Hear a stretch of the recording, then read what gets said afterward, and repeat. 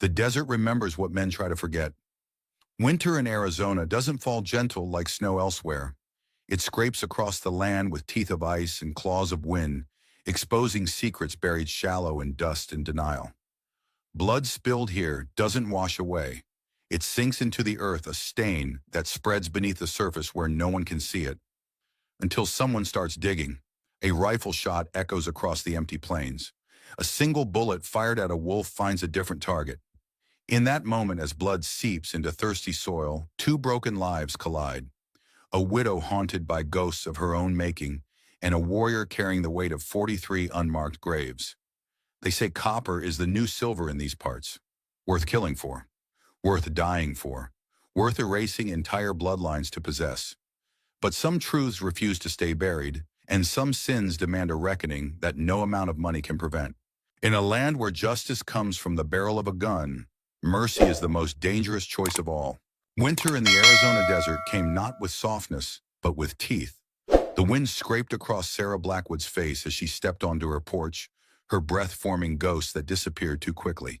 The sky hung low and colorless, like spent coals after a fire that had offered no warmth. She pulled her coat tighter. The wool scratched against her neck, but she welcomed the discomfort. It reminded her she could still feel something. Her homestead stretched before her 50 acres of cracked earth that had once promised prosperity. Now it offered only silence and the occasional mocking whisper of wind through the empty barn. Two horses remained in the corral alongside three goats that provided just enough milk to keep her from riding into town more than necessary. The cattle had dwindled to 7 emaciated creatures that huddled together against the cold. Sarah's fingers traced the rough wood of the porch railing. Splinters threatened her skin, but she didn't mind. The physical pain was preferable to what waited inside her mind when the nights grew too quiet. The rifle leaned against the wall beside her constant companion and last friend. She'd cleaned it that morning as she did every morning, removing dust from the barrel with the same methodical care she'd once used to brush her daughter's hair. The gun held 5 rounds.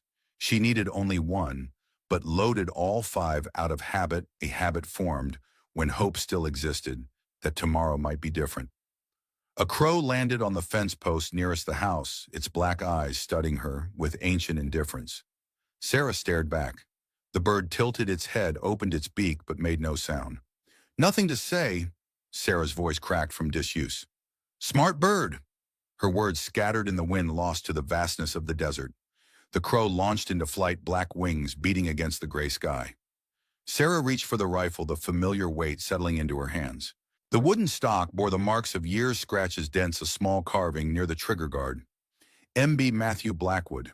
Her husband's initials carved during better days when they'd first claimed this land. Before the mine dried up, before the fever took Emily, before Matthew walked into the barn one spring morning and put a bullet through his temple. Sarah's index finger rested alongside the trigger guard, not inside it. Not yet. That was a line she hadn't crossed, though she'd stood at its edge more nights than she could count.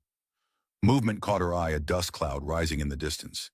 Instinctively, she raised the rifle, peering through the iron sights. A coyote, perhaps, or a wandering traveler who would be wise to keep wandering. But then came the sound, a high, terrified bellow that sent Sarah running. One of her cattle was under attack. Her boots pounded across the hard-packed earth, rifle clutched against her chest. She ran past the well, past the deadened garden plot, toward the northern fence line, where her small herd grazed on what little winter grass remained. The cattle had scattered all but one. A young heifer thrashed on the ground, dark blood spreading beneath it, staining the pale dust crimson. Above it stood not a coyote, but something larger, a wolf, its muzzle already red. Sarah raised her rifle in one fluid motion. The stock pressed against her shoulder, familiar as a lover's touch. She drew a slow breath, held it, and squeezed the trigger. The sound shattered the desert silence. The wolf jerked, then bolted a streak of gray against the barren landscape. "Damn it!" Sarah spat, working the lever to chamber another round. She tracked the wolf's movement, leading it slightly with her barrel. The second shot cracked across the plains. The wolf stumbled but kept running, disappearing into a ravine. Sarah followed her stride, purposeful. The heifer was already dead, she couldn't save it, but she could ensure its killer didn't return for another. Her boots slid on loose stones as she descended into the ravine, a jagged tear in the earth that carved its way through her property. Blood drops marked the wolf's path, small dark stars against the pale ground. Sarah followed them, moving cautiously now, rifle at the ready. The ravine deepened, walls of stratified rock rising on either side, telling stories of ancient floods in a land now desperate for water. The blood trail turned, disappearing behind a cluster of boulders. Sarah paused, listening. No sound but the wind and her own heartbeat. She circled wide, approaching from the side rather than following directly. Years of hunting had taught her patience. She moved like water over stone, silent, inevitable. When she rounded the boulders, rifle first, she expected to find the wolf wounded or dead. Instead, she found a man. He lay half concealed behind the rocks, one hand pressed to his side, where blood seeped between his fingers. Dark hair fell across his face but couldn't hide the pain in his eyes that locked onto hers with a mixture of defiance and resignation. "Jesus Christ," Sarah whispered, the rifle wavering in her hands. The man didn't speak. His breathing came in shallow gasps, chest rising and falling too rapidly. Blood pooled beneath him, mixing with melting snow, spreading in rivulets across the stony ground. Sarah saw the knife at his belt, the worn moccasins, the intricate beadwork on his leather vest. Apache, one of the few who had evaded the reservations, the forced marches, the slow death of confinement. Her finger tightened on the trigger. The man's eyes never left hers. No plea, no fear, only a fierce, fading dignity that struck her like a physical blow. A memory flashed Matthew's eyes, empty and vacant, staring at nothing as blood spread beneath his fallen body. Sarah lowered the rifle. "I wasn't aiming for you," she said, the words tasting strange in her mouth. The man's lips moved, but no sound emerged. His hand slipped from the wound, revealing a ragged tear where her bullet had found him instead of the wolf. She should leave him. Turn around, walk away. Let nature take its course. That's what anyone in Silver Creek would tell her to do. Sheriff Harlow would give her a medal for it. Instead, Sarah slung the rifle over her shoulder and knelt beside him. "This is going to hurt," she said, though she doubted he understood. She tore a strip from her shirt and pressed it against the wound. The man's body went rigid, a hiss escaping between clenched teeth. Blood soaked through the makeshift bandage immediately. Too much blood. He wouldn't survive the hour without help. Sarah made her decision. "I'm going to move you," she said, meeting his gaze. "Fight me, and we both die out here." Understanding flickered in the man's eyes, or perhaps it was simply the fading of consciousness. Either way, he didn't resist when she hooked her arms beneath his shoulders and began to drag him toward her homestead. The journey was brutal. The man was heavy, and the climb out of the ravine nearly defeated her. Twice she had to stop, gasping for breath, her muscles screaming in protest. The third time she stopped, she noticed the man had lost consciousness, his head lolling against her arm. "Don't you die," she muttered, resuming her grim task. "Don't you dare die before I decide what to do with you."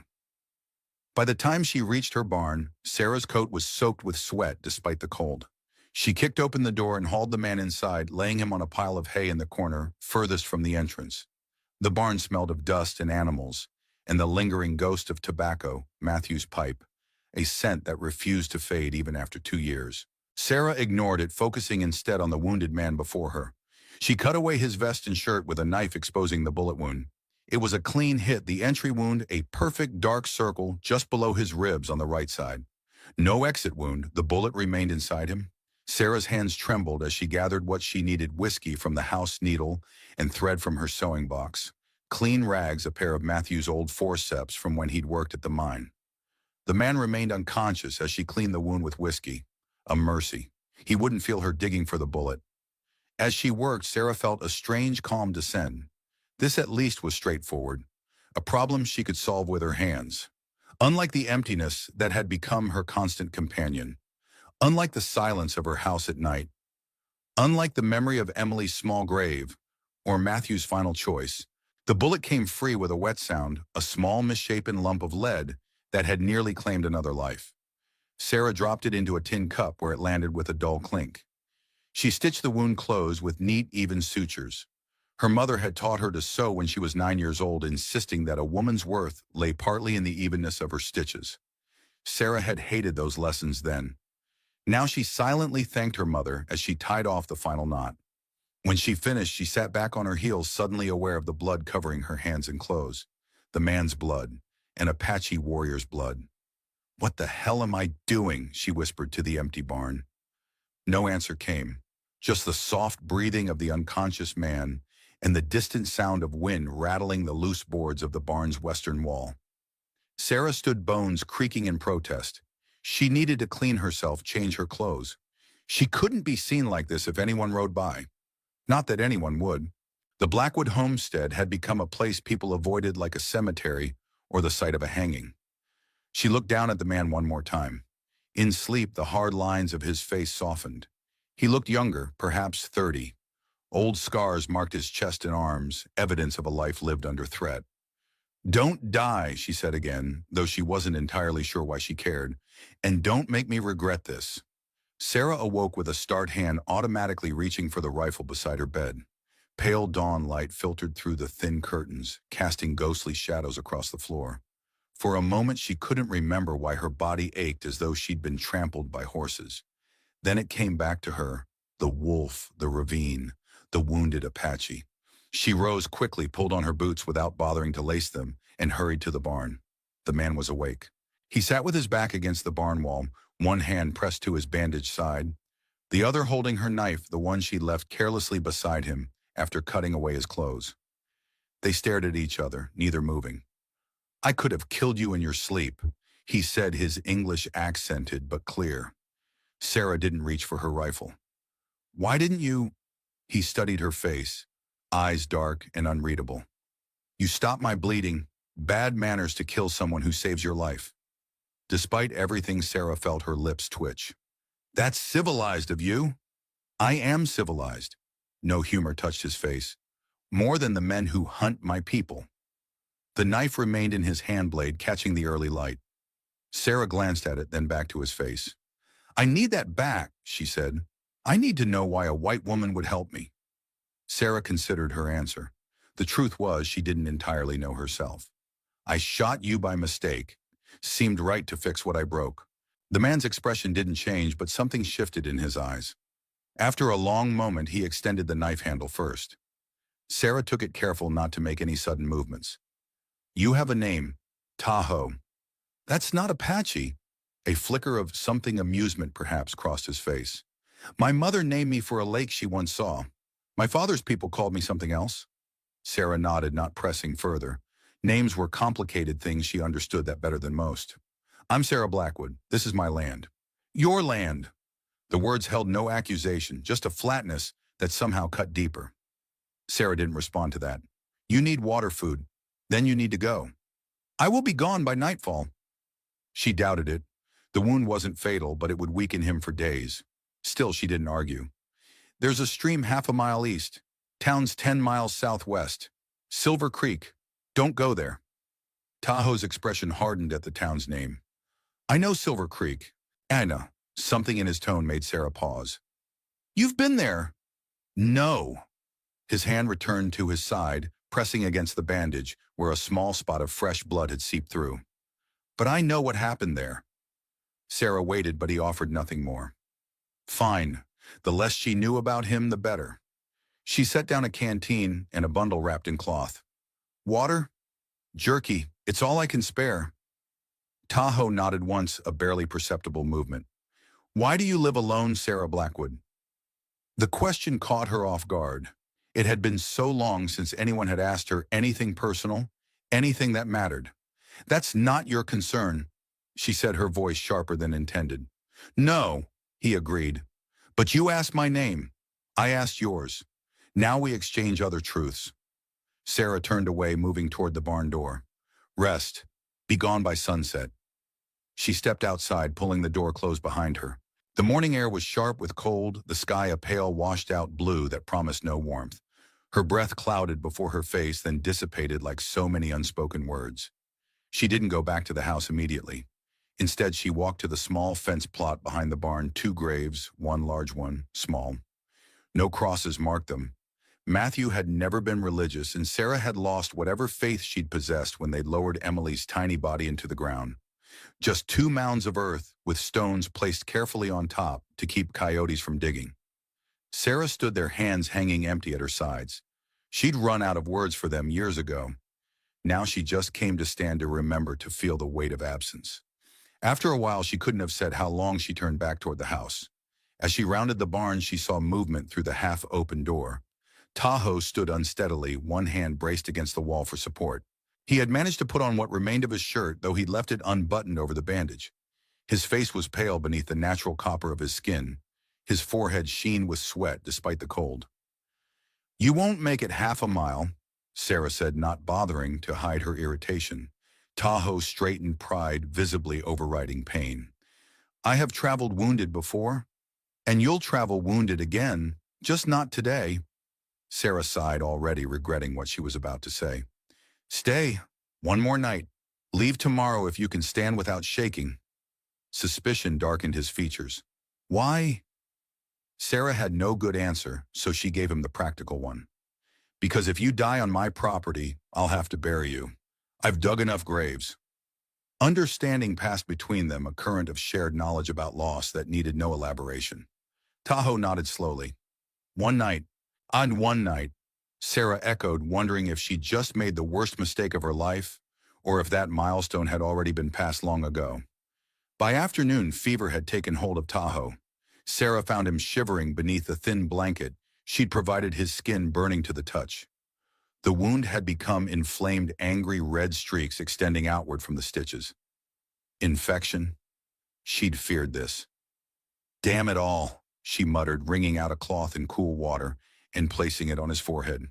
Tahoe's eyes opened at her touch, glassy and unfocused. "Anali," he murmured. "No," Sarah said. "Rest." His hand caught her wrist with surprising strength. "They came at dawn. Soldiers dressed as Navajo." Sarah went still. "What?"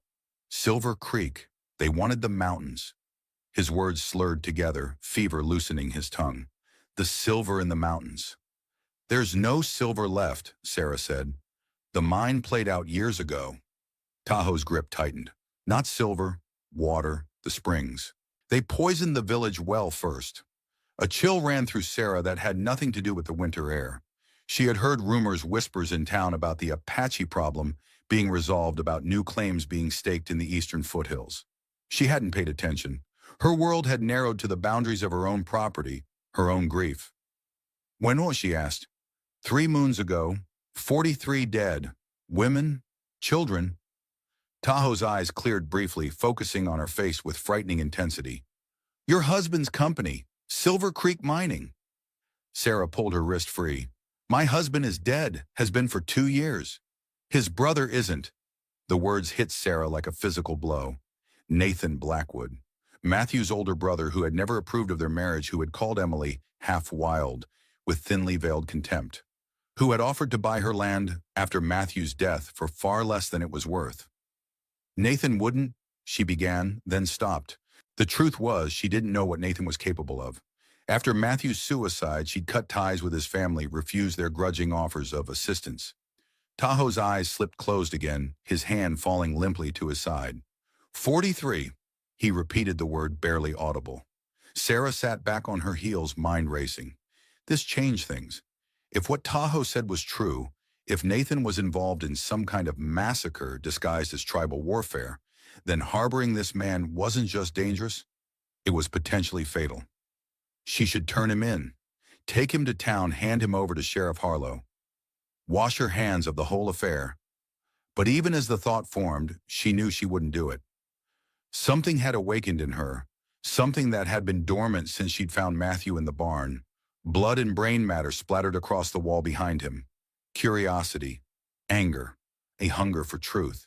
She rose and went to the house, returning with her medical kit and a bottle of bourbon, the last of Matthew's stash. Tahoe didn't stir as she cleaned the wound again, her touch gentle despite the turmoil in her mind. The infection wasn't severe yet. If she could bring down the fever, keep the wound clean, he might recover without needing a doctor's care. A doctor. The thought sent another ripple of unease through her. Montgomery would know what to do. Matthew's former father-in-law from his first marriage, the town's only physician. He'd helped Sarah through Emily's fever and the dark months after Matthew's death. But if Nathan was involved in something sinister, who else in Silver Creek might be complicit? Sarah corked the bourbon and sat back studying Tahoe's face. In sleep, pain had etched deep lines around his mouth and eyes. Not so young after all, a man who had seen his share of suffering. "Who are you, really?" she murmured. "And what am I supposed to do with you?" No answer came, just the whisper of wind through the barn's walls and the soft, labored breathing of the wounded man before her. As dusk gathered outside, Sarah made her decision. She couldn't handle this alone. She needed Montgomery's help and his discretion. Tomorrow she would ride to Silver Creek and bring back the doctor. Until then, she would keep Tahoe as comfortable as possible and hope that his fever broke naturally. She settled on a stool near the barn door, rifle across her lap, prepared for a long night's vigil. If anyone came looking for Tahoe, they would have to go through her first. The thought should have frightened her. Instead, she felt strangely calm. For the first time in 2 years, she had a purpose beyond mere survival. Outside, snow began to fall, small hard flakes that ticked against the barn's roof like tiny bullets. Sarah pulled her coat tighter and watched as darkness claimed the desert, transforming it into a vast emptiness where anything might be hidden, including the truth. Morning arrived reluctantly, the sun obscured by low, heavy clouds that promised more snow. Sarah had dozed fitfully throughout the night, waking at every sound, the creak of the barn settling, the soft nickering of horses, Tahoe's occasional murmurs in a language she didn't understand. His fever had neither worsened nor improved. He drifted in and out of consciousness, accepting water when she offered it, but unable to eat. Sarah stood in the barn doorway, watching as the first pale light crept across her property. The decision she'd made during the night still felt right, if dangerous. She would ride to Silver Creek, speak to Montgomery alone, bring him back to treat Tahoe properly. She returned to the house to prepare. First, she washed away the previous day's grime, scrubbing blood from beneath her fingernails. Then she changed into her town clothes, a faded blue dress that had once been nice, a wool coat that had belonged to her mother, boots polished as well as she could manage. Looking in the small mirror above her wash basin, Sarah hardly recognized herself. 2 years of isolation had weathered her face, carved lines around her eyes and mouth that hadn't been there before. Her brown hair, once her pride, hung limp and dull, despite her attempts to tame it into a knot at the nape of her neck. She looked away. Her appearance didn't matter. Only her mission. Back in the barn, she knelt beside Tahoe. "I'm going for help," she said, unsure if he could hear her. "A doctor. Someone I trust." Tahoe's eyes opened surprisingly clear. "No one from Silver Creek can be trusted. Dr. Montgomery isn't like the others. He's a good man." "There are no good men in towns built on stolen land." Sarah flinched. "He helped my family when no one else would." Tahoe studied her face. "Your choice," he finally said. "But if I am not here when you return, look for my body in the town square." The bluntness of his words unsettled her. "I won't let that happen." A ghost of a smile touched his lips. "You have a gun and a spine of iron, but they have greed in numbers." Sarah stood suddenly impatient. "I'll be back before midday. Try not to die while I'm gone." She saddled her mare Willow, a steady older horse that wouldn't spook easily if they encountered trouble. Before mounting, she checked her rifle, sliding it into the saddle holster where it would be within easy reach. A revolver Matthews Colt went into her coat pocket. The ride to Silver Creek took longer than usual. The previous night's snow, though light, had made the trail slick in places. Sarah kept Willow at a careful walk, her mind churning with what she would say to Montgomery. The truth seemed safest.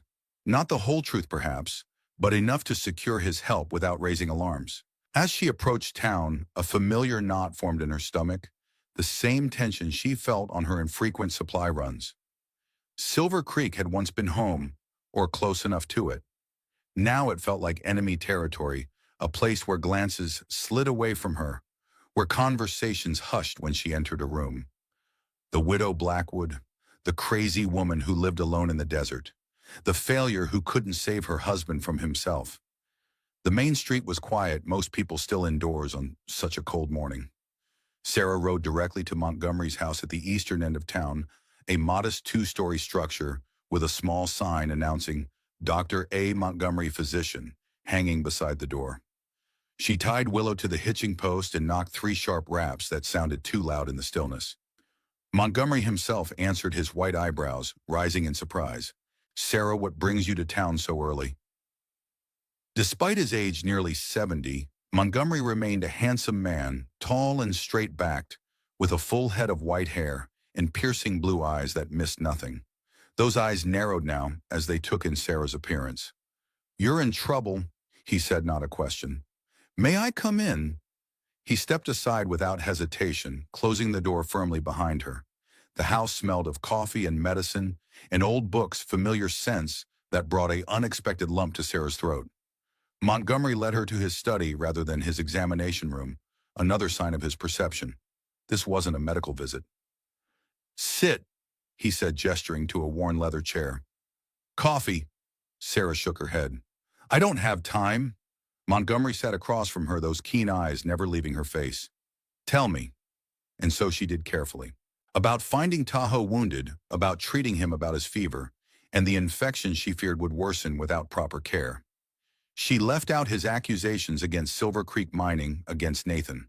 Those were claims she needed to investigate herself before spreading. Montgomery listened without interruption, his expression unreadable.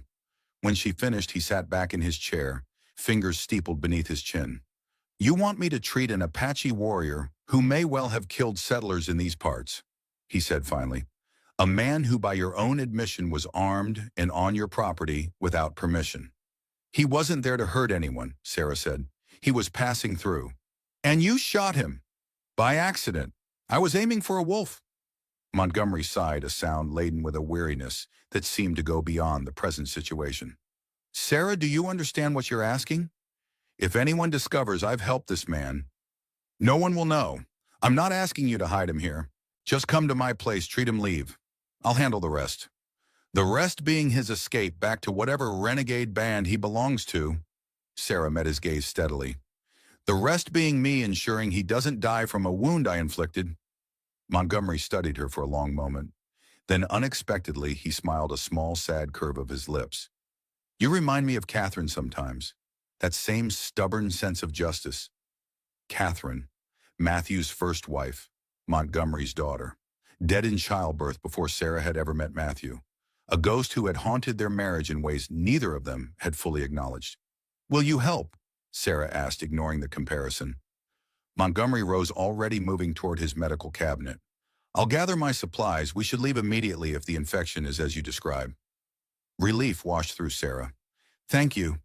He paused, hand on the cabinet door. "Don't thank me yet. This could end badly for both of us. I know the risk." "No?" Montgomery said, his voice suddenly hard. "I don't think you do. Silver Creek has changed, Sarah.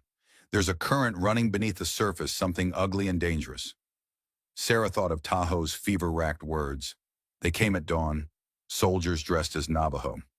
"What do you mean?" Montgomery began filling his medical bag, movements efficient despite his age. "The new mining company, Silver Creek Consolidated. They've brought in men from back east, hard men, and Sheriff Harlow answers to them now, not the town council." "Nathan's company," Sarah said, unable to keep the bitterness from her voice. "Nathan is just the local face. The money comes from elsewhere." Montgomery closed his bag with a decisive snap. "There's talk of a new strike. Not silver this time. Copper. The hills east of your property." Sarah felt a chill that had nothing to do with the winter cold. East of her property, where the remaining Apache bands were rumored to camp. 43 dead, she murmured, Tahoe's words echoing in her mind. Montgomery's head jerked up. "What did you say?" Sarah hesitated, then decided to trust her instincts. "The Apache I'm helping. He said his village was attacked 3 months ago. 43 killed, women and children among them. And he blamed Silver Creek Consolidated." "Yes." Montgomery's face had gone very still. "Did he mention how they died?" "He said—" Sarah paused, suddenly aware of how outlandish it would sound. "He said men dressed as Navajo attacked at dawn, that they poisoned the village well first."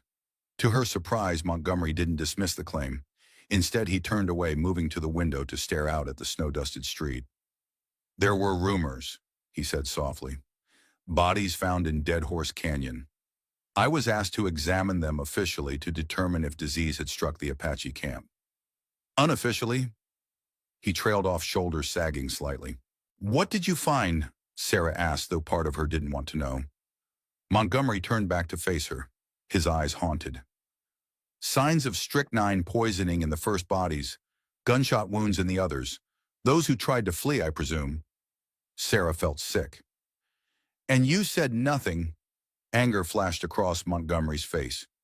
To whom Sheriff Harlow, who rides with the mine guards, Mayor Jenkins, who takes his orders from Nathan, I made my report, wrote the truth of what I found. The next day, my office was broken into, the report stolen. He picked up his medical bag with a decisive movement. I've been waiting for someone else to see what's happening here, to care enough to act. Sarah absorbed his words, understanding their implication. I'm just trying to save one man's life. Perhaps, but you've stumbled into something much larger. Montgomery donned his coat and hat. Let's go. Your Apache friend can tell us more once we've treated his fever. As they stepped outside, Sarah noticed a group of men gathered outside the saloon across the street. One of them pointed in their direction, nudging his companion. We're being watched, she murmured. Montgomery didn't look. Harlow's deputies, they watch everyone these days. He helped Sarah mount Willow, then swung onto his own horse with surprising agility for his age. Ride naturally. Don't hurry. We're just making a routine call to check on a widow's health. They set off at an unhurried pace, turning west toward the trail that would lead to Sarah's homestead.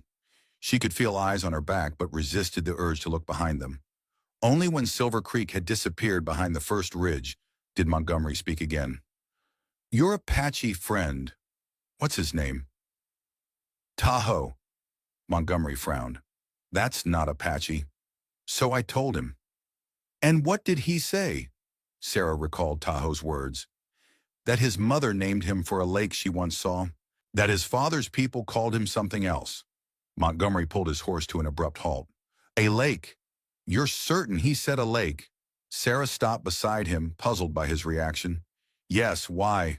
The doctor's face had gone pale beneath his weathered tan. 28 years ago, Nathan Blackwood and I traveled to Lake Tahoe on a business venture. Nathan became involved with a young Apache woman who worked at the lodge where we stayed. A cold certainty began to form in Sarah's mind. What happened to her? She returned with us to Arizona. She was pregnant by then. Nathan kept her in a cabin outside town. Montgomery's voice had dropped to a near whisper. The child was born the following spring. A boy.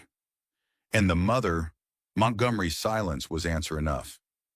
You're saying Tahoe is Nathan's son? Sarah said, the implications spinning out before her like cracks in ice. I'm saying it's possible. The timing fits.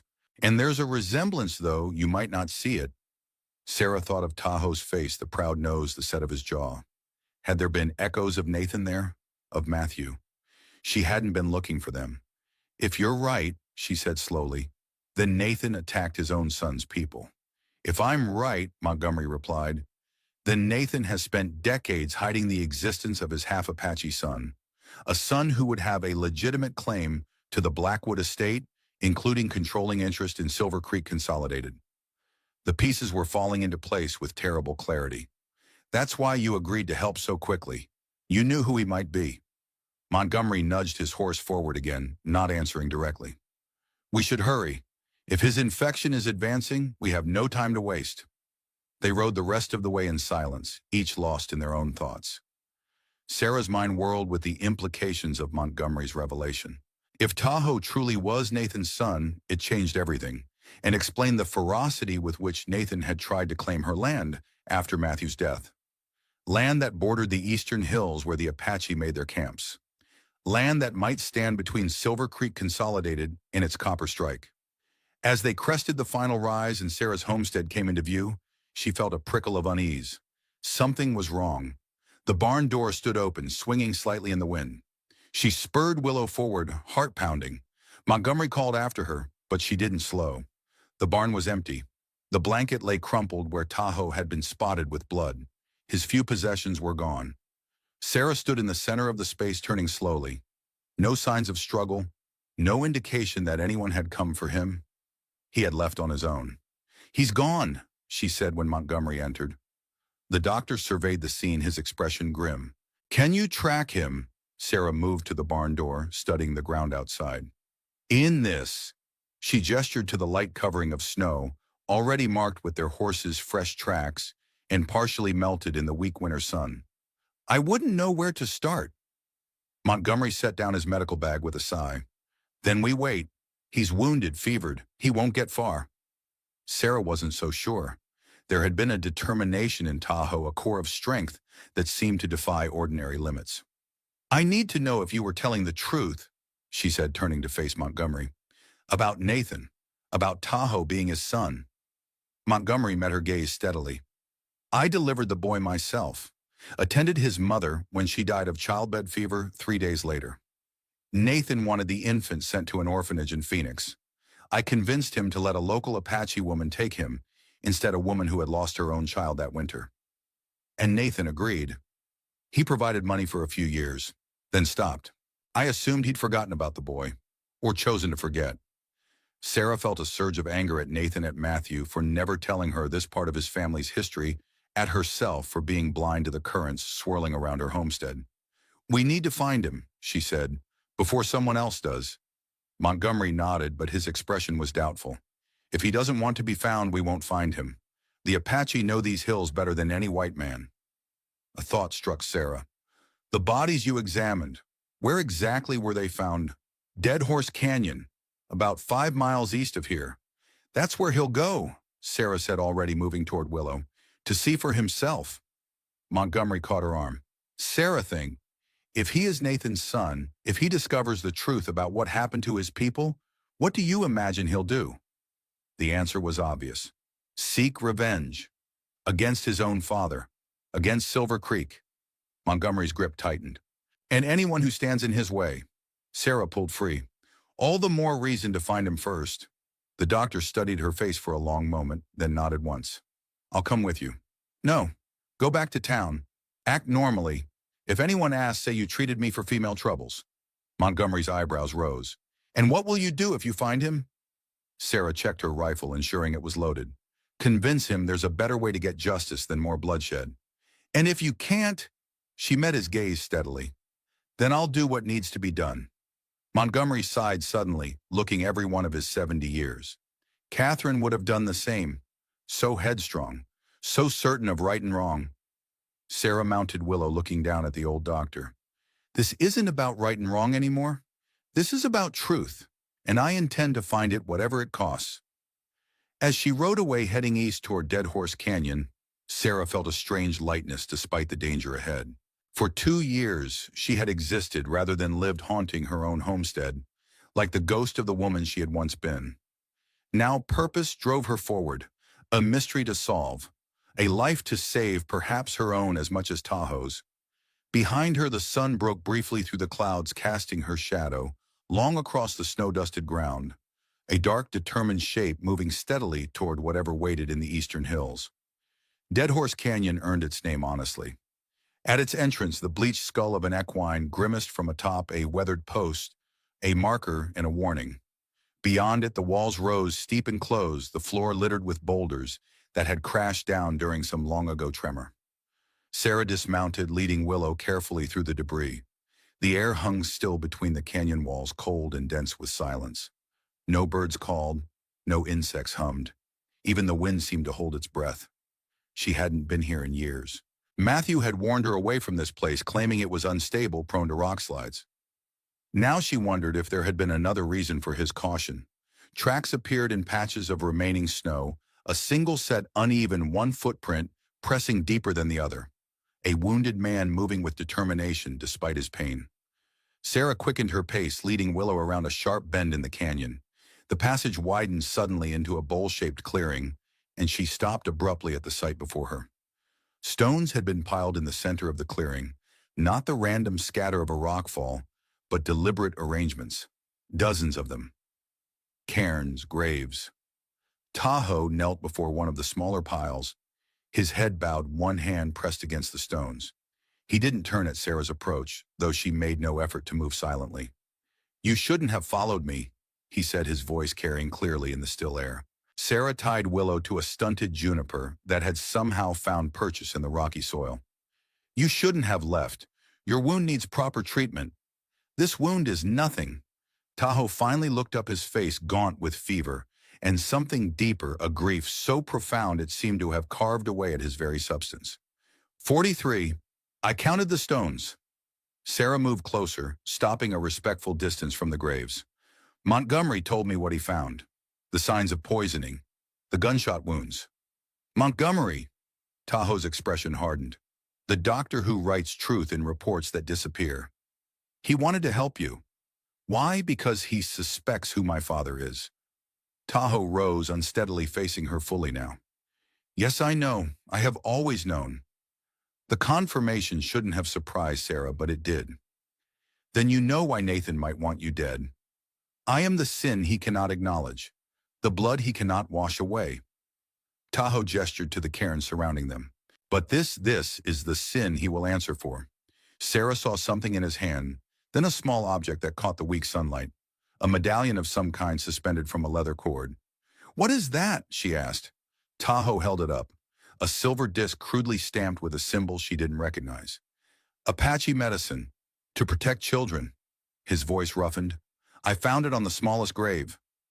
Understanding dawned slowly. You didn't live with these people. No, my mother's cousin took me in when I was orphaned, but I was sent away at 12, too white for some tastes. No bitterness colored his words, just a statement of fact. I returned when I heard about the massacre. Too late. I'm sorry, Sarah said, the words inadequate, but sincere. Tahoe studied her face as if searching for mockery or falsehood. Finding neither, he nodded once.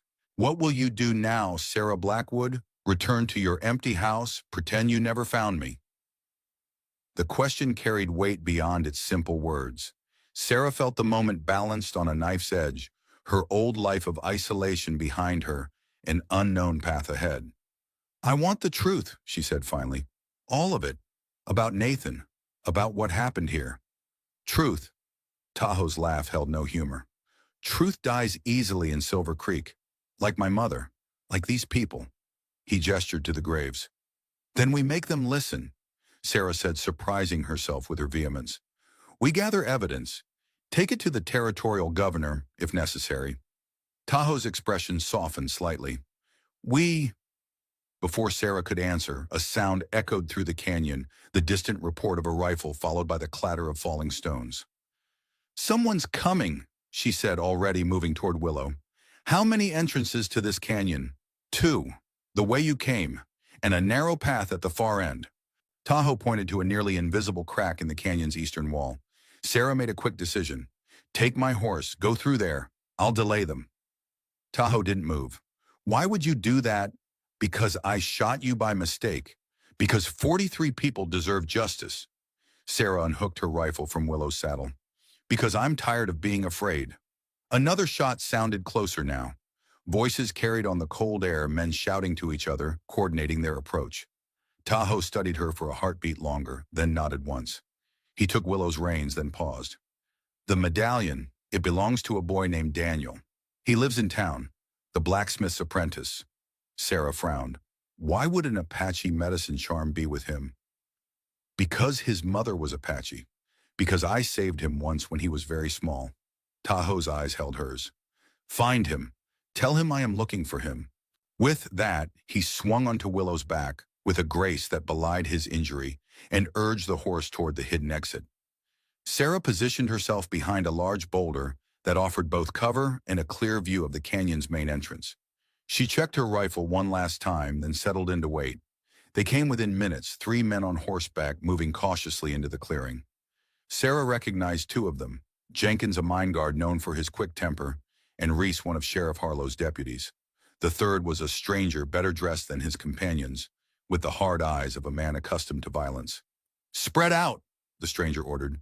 The Apache can't have gone far. Sarah watched as the men dismounted, rifles at the ready. Jenkins noticed the cairns and spat on the ground.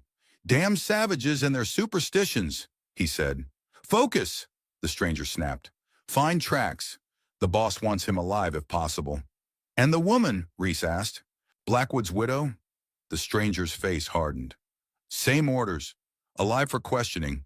Dead if she resists. Sarah's finger tightened on her trigger. 3 against 1 bad odds under any circumstances. Worse when they were looking specifically for her. She had two choices: reveal herself, bluff her way out of the situation, or fire first, use the element of surprise to even the odds. Neither option appealed to her. Then Reese's gaze fell on something near the largest cairn. He moved closer, bent down. Blood, he called to the others. Fresh, Tahoe's blood. He'd been kneeling there just minutes ago, his wound likely seeping through its crude bandage. The men converged on the spot, heads bent, following the trail with the focus of experienced hunters. Sarah saw the moment they noticed the direction, toward the hidden exit toward Tahoe's escape route. She made her decision. The rifle's report cracked across the canyon, echoing off the stone walls like thunder. Sarah's aim was true. The bullet struck the ground directly between the three men, sending them diving for cover. Next one goes through someone's heart. She called, her voice steady despite the fear coursing through her. Leave your weapons. Walk out the way you came in. A moment of stunned silence followed. Then the stranger's voice, cool and controlled. Mrs. Blackwood, I presume, we're here on official business. Lower your weapon. What official business brings armed men to a massacre site? Sarah kept her rifle trained on the boulder behind which the stranger had taken cover. Looking to finish what you started. We're tracking a dangerous fugitive, the man replied. An Apache renegade wanted for the murder of 3 settlers north of here. Liar, Sarah said simply. A bullet whined off the rock beside her head, Jenkins trying to flank her from the left. Sarah swung her rifle and fired again, more carefully this time. A yell of pain told her she'd hit her mark, though likely not fatally. You're outnumbered, Mrs. Blackwood, the stranger called. Be reasonable. Sarah didn't bother responding. Instead, she fired again, forcing Reese to retreat from his attempt to circle behind her. 3 bullets spent, 2 remaining in the rifle plus the 6 in Matthew's revolver, against 3 men who almost certainly had more ammunition than she did. The odds were worsening by the moment. A flicker of movement caught her eye, a shadow detaching itself from the canyon wall to her right. Tahoe moving silently behind the men's position. He hadn't escaped after all. Sarah felt a surge of both relief and frustration. She needed to create a distraction, give him time to get into position. Nathan sent you, didn't he? She called out, shifting slightly to keep all 3 men in her line of sight. To clean up his mess. Don't know what you're talking about, lady, Jenkins shouted back, his voice tight with pain. The Apache you're hunting is Nathan Blackwood's son. Sarah continued loud enough for her voice to carry across the clearing. His firstborn, his heir. That got a reaction. The stranger rose slightly from his cover, surprise evident on his face. What did you say? You heard me. Sarah watched as Tahoe crept closer to Reese's position, a knife gleaming in his hand. Ask Montgomery if you don't believe me. He delivered the baby 28 years ago, after Nathan got an Apache girl pregnant at Lake Tahoe. The stranger and Jenkins exchanged glances. This was clearly news to them. You're lying, the stranger said, but uncertainty had crept into his voice. Am I then? Why did Nathan order the attack on the settlement? Why poison a well? Why disguise his men as Navajo? Sarah was guessing now, piecing together fragments of Tahoe's fever talk with Montgomery's revelations. To hide the existence of his son, to eliminate anyone who might know the truth. The distraction worked. None of the men noticed as Tahoe slipped behind Reese, one hand clamping over the deputy's mouth, the other bringing the knife to his throat. Drop your weapons, Tahoe called, his voice ringing with authority. Or he dies first. The stranger cursed, his rifle still trained in Sarah's direction. Kill him then. He's expendable. Cold calculation. The response of a professional, not a lawman. Reese's eyes widened in panic. He struggled against Tahoe's grip, managing to break free just enough to shout, Ellis, for God's sake! The name struck Sarah like a physical blow. Ellis Reed.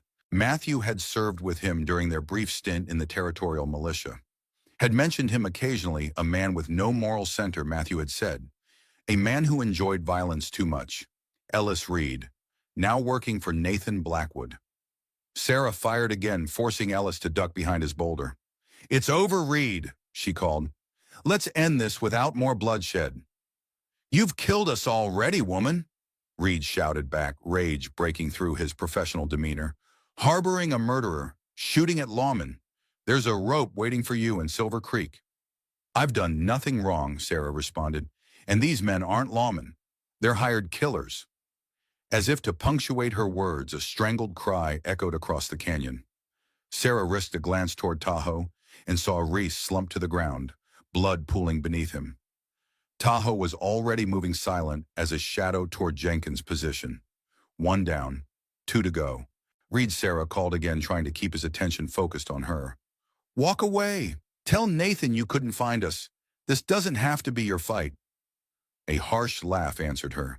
You think this is about loyalty? It's about money, Mrs. Blackwood. More money than you've ever seen. The copper strike. Smart woman. Yes, the copper. Worth millions to whoever controls it. Reed's voice had taken on a conversational tone, as if they were discussing the weather rather than murder. And your property stands in the way, as does that Apache village. Or did I should say. Sarah's blood ran cold at the casual admission. You were there, at the massacre. I gave the orders. Nathan supplied the men and the poison. Clean, efficient.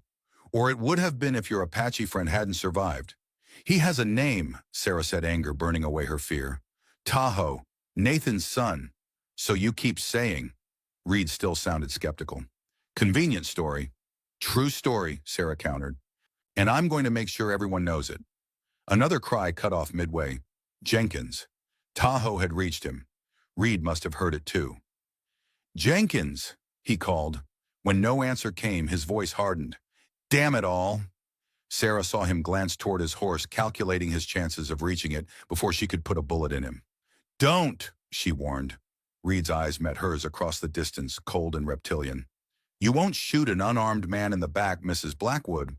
Not with your moral outrage about massacres and justice. He was right. She wouldn't. But that didn't mean she would let him escape. No, she agreed. But he will. Reed spun just as Tahoe emerged from behind a nearby boulder, knife in hand. The mercenary was fast, bringing up his rifle in one smooth motion, but Tahoe was faster. He lunged forward, the knife flashing in the weak sunlight. The blade caught Reed's forearm, opening a long gash that immediately began to pour blood. The rifle clattered to the ground as Reed staggered backward, drawing a revolver from his belt with his uninjured hand. Stop! Sarah shouted, stepping out from her cover rifle aimed at Reed's chest. It's over, Ellis. Reed's gaze darted between them, calculating. Then with surprising quickness, he aimed at Tahoe and fired. Tahoe dropped to one knee, a new bloom of red spreading across his shirt. Not a killing shot, the bullet had caught him high in the shoulder, but enough to give Reed the opening he needed. He turned and ran for his horse, moving with the desperate speed of a man who knows death is at his heels. Sarah lined up her shot carefully. One bullet left in the rifle. It had to count. She squeezed the trigger. Reed stumbled, then fell, clutching his leg where Sarah's bullet had shattered his knee. His scream echoed off the canyon walls, a sound of pure agony that made even Tahoe flinch. Sarah approached cautiously, rifle reloaded with her last 2 rounds. Reed lay writhing on the ground, face contorted with pain and hatred. You should have killed me, he gasped. Perhaps, Sarah agreed. But then who would testify about Nathan's orders about the massacre? Understanding dawned in Reed's eyes, followed by a calculating gleam. I could be persuaded to remember things differently, for the right price. Tahoe limped to Sarah's side, blood seeping through his fingers, where he pressed them against his new wound. He will lie. Men like him always lie. Not if we have evidence to support his testimony, Sarah said, thinking rapidly. The graves, Montgomery's examination, your existence. Reed laughed, a horrible sound through gritted teeth. Against Nathan Blackwood's word, the most powerful man in the territory, your dreaming woman. Perhaps she was, but for the first time in years, Sarah felt fully awake, fully alive. The path ahead was dangerous, uncertain, but it was a path with purpose. Bind his wounds, she told Tahoe. We're taking him back to my place. He's our insurance now. Tahoe's expression darkened. He deserves death for what he's done. Yes, Sarah agreed simply, but we need him alive. For now. As Tahoe reluctantly began tearing strips from Reed's shirt to bind the mercenary's shattered knee, Sarah surveyed the canyon clearing. 3 men down, 1 prisoner, and a truth too explosive to contain. The sun had begun its descent toward the western horizon, casting long shadows across the graves of Tahoe's people. Sarah knew they couldn't remain here long. Soon someone would come looking for Reed and his men. "Can you ride?" she asked Tahoe. He nodded once, though the pallor of his face suggested otherwise. "I have endured worse." Sarah didn't argue. Instead, she helped him secure Reed across the back of one of the mercenaries' horses, then mount another. The third horse they set free, slapping its rump to send it running back towards Silver Creek, a false trail for any pursuers. As they prepared to leave, Tahoe paused, looking back at the cairns. "I should say the prayers," he said quietly. "They deserve that much." Sarah nodded, understanding. "I'll watch the entrance." She moved away, giving him privacy for his ritual. The sun touched the rim of the canyon, sending a shaft of golden light across the burial ground. In that moment, despite the blood and violence of the day, a strange peace settled over Sarah. She had made her choice, stepped off the edge of her isolated existence into something larger, more dangerous, but infinitely more alive than the half-life she'd been living. When Tahoe rejoined her, his face was composed, the grief temporarily mastered. "Now we go," he said simply. Together they rode out of Dead Horse Canyon, leaving the graves behind, but carrying their silent testimony within them, a burden and a promise that would shape whatever lay ahead. The truth had been buried here once. Sarah was determined it would not be buried again. Night had nearly fallen by the time Sarah's homestead appeared on the horizon. The journey back had been slow and tense, with Reed's occasional groans punctuating the silence. Twice they had stopped to check Tahoe's wounds, both the original bullet hole in his side and the fresh injury to his shoulder. Both were seeping blood, but neither seemed immediately life-threatening. Still, Sarah knew they needed proper medical attention. The question was how to get it without bringing the full force of Silver Creek down upon them. "We can't stay here long," she said as they approached the barn. "They'll come looking for Reed soon enough." Tahoe nodded, his face gaunt in the deepening twilight. "Where?" It was a good question, one Sarah had been turning over in her mind throughout their journey. "Montgomery," she decided. "He's our only ally with the skills we need." Reed laughed weakly from his prone position across the saddle. "The old doctor, he'll hand you over the moment Harlow comes knocking." Sarah ignored him, dismounting stiffly. Her body ached from the tension of the day, from the unaccustomed violence. "Help me get him inside," she told Tahoe. "Then we'll decide our next move." Together they half-dragged, half-carried Reed into the barn, securing him to a support post with rope from Sarah's tack shed. The mercenary cursed steadily throughout the process, his face contorted with pain as they jostled his shattered knee. "You need a real doctor, not that butcher Montgomery." Reed spat when they had finished. "This leg needs setting properly, or I'll lose it." "You should have thought of that before you started hunting people," Sarah replied without sympathy. She turned to Tahoe, who had slumped against the barn wall, his breathing shallow. "Let me check your wounds." He waved her away. "Later. We need to move quickly." "Not if you bleed to death first." Sarah's tone brooked no argument. She gathered clean cloths and the bottle of whiskey she'd used earlier, then knelt beside him. "This will hurt." Tahoe didn't flinch as she peeled away the blood-soaked bandages. The original wound looked angry and inflamed the stitches she'd placed, straining against swollen flesh. The shoulder wound was cleaner, a through and through, that had missed bone and major vessels. "You're lucky," she said, cleaning both injuries as best she could. "But you need antibiotics, proper treatment." "Montgomery." Tahoe agreed, his eyes half closed with exhaustion. Sarah rebandaged his wounds with the last of her clean cloths, then rose. "I'll saddle fresh horses. We leave within the hour." "For Silver Creek," Reed called after her, incredulous. "You're mad. They'll hang you both before sunrise." Sarah paused at the barn door. "Not Silver Creek. Montgomery's hunting cabin. It's in the foothills about 15 miles east. Nathan doesn't know about it, or if he does, he's forgotten. Matthew and I stayed there once years ago." Tahoe pushed himself to his feet, swaying slightly. "And Reed," Sarah glanced at their prisoner, considering. "We can't take him. Can't leave him either." "I can solve that problem permanently," Tahoe said quietly, his hand moving to the knife at his belt. Reed's eyes widened. "Now wait a minute." "No," Sarah's voice was firm. "No more killing. We need him alive." "Then what?" Tahoe asked. Sarah thought for a moment. "We leave him here secure. I'll come back for him once you're safe with Montgomery." It wasn't a perfect solution, but it was the best she could devise given their limited options. Tahoe clearly didn't like it, but he nodded in acceptance. They worked quickly after that, gathering supplies, saddling two of the mercenaries' horses, fresher than Willow, who deserved rest after the day's exertions. Sarah packed food ammunition and her husband's old medical kit. She also retrieved something from the house that she'd never thought to use again, Matthew's journal containing detailed maps of the surrounding territory, including the location of Montgomery's cabin.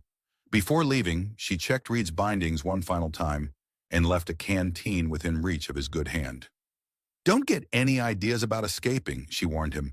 "Even if you could free yourself, that knee won't carry you far. You'd die of exposure before reaching help." Reed glared at her, hatred burning in his eyes. When Nathan finds out what you've done, when Nathan finds out what I know," Sarah cut him off, "he'll have more to worry about than me." Outside, the night had fully claimed the desert. Stars glittered overhead, cold and distant, offering just enough light to navigate by. Sarah studied Matthew's journal by lantern light, tracing the route to Montgomery's cabin with her finger. "We'll follow the dry creek bed north for 5 miles, then cut east through Apache Pass," she told Tahoe. "If we push, we can reach the cabin by dawn." Tahoe, already mounted despite his injuries, nodded. "Lead on." With a final glance at her homestead, possibly the last time she would ever see it, Sarah extinguished the lantern and swung into the saddle. They set off at a steady trot, two shadows moving through the vastness of the desert night, carrying a dangerous truth that could upend the foundations of Silver Creek forever. Behind them, Reed began working methodically at his bonds, pain forgotten in the single-minded pursuit of freedom. Dawn found them in the foothills, the landscape transformed from desert flatlands to rolling slopes covered in juniper and pinyon pine. The air smelled different here, hints of resin and moisture replacing the dry dust of the plains. Sarah led the way, following a nearly invisible game trail that wound through increasingly dense vegetation. Tahoe rode silently behind her, his posture rigid with pain, but his eyes alert, scanning continuously for threats. "Not much farther," Sarah called over her shoulder. "Another mile or so." Tahoe nodded but didn't waste energy on a verbal response. The night's journey had taken its toll on him, fresh blood stained his bandages, and fever had returned, evident in the unnatural brightness of his eyes. The trail narrowed, forcing them to ride single file between towering pines. Shafts of early sunlight pierced the canopy, dappling the forest floor with patches of gold. In another context, it might have been beautiful. Now it merely offered welcome cover from potential pursuers. The cabin appeared suddenly, a small, sturdy structure nestled against a granite outcropping that sheltered it from the prevailing winds. Built of local stone and timber, it blended so naturally with its surroundings that one could pass within 50 yards and never notice it. Sarah dismounted, approaching cautiously. The cabin had been abandoned for years, but someone might have discovered it in the interim. "Wait here," she told Tahoe, drawing her revolver. The door creaked as she pushed it open, revealing a single room thick with dust and cobwebs. A stone fireplace dominated one wall opposite a narrow cot. A rough-hewn table and 2 chairs stood in the center of the space. Simple, functional, perfect for their needs. "It's clear," she called, holstering her weapon. Tahoe all but fell from his horse, catching himself against the cabin wall. Sarah was at his side, instantly supporting him as they made their way inside. "The cot," she directed, helping him to the narrow bed. "Rest. I'll secure the horses and get a fire started." He didn't argue, a testament to how badly the journey had depleted him. Sarah worked efficiently, unsaddling the horses and tethering them in a small clearing behind the cabin where they could graze.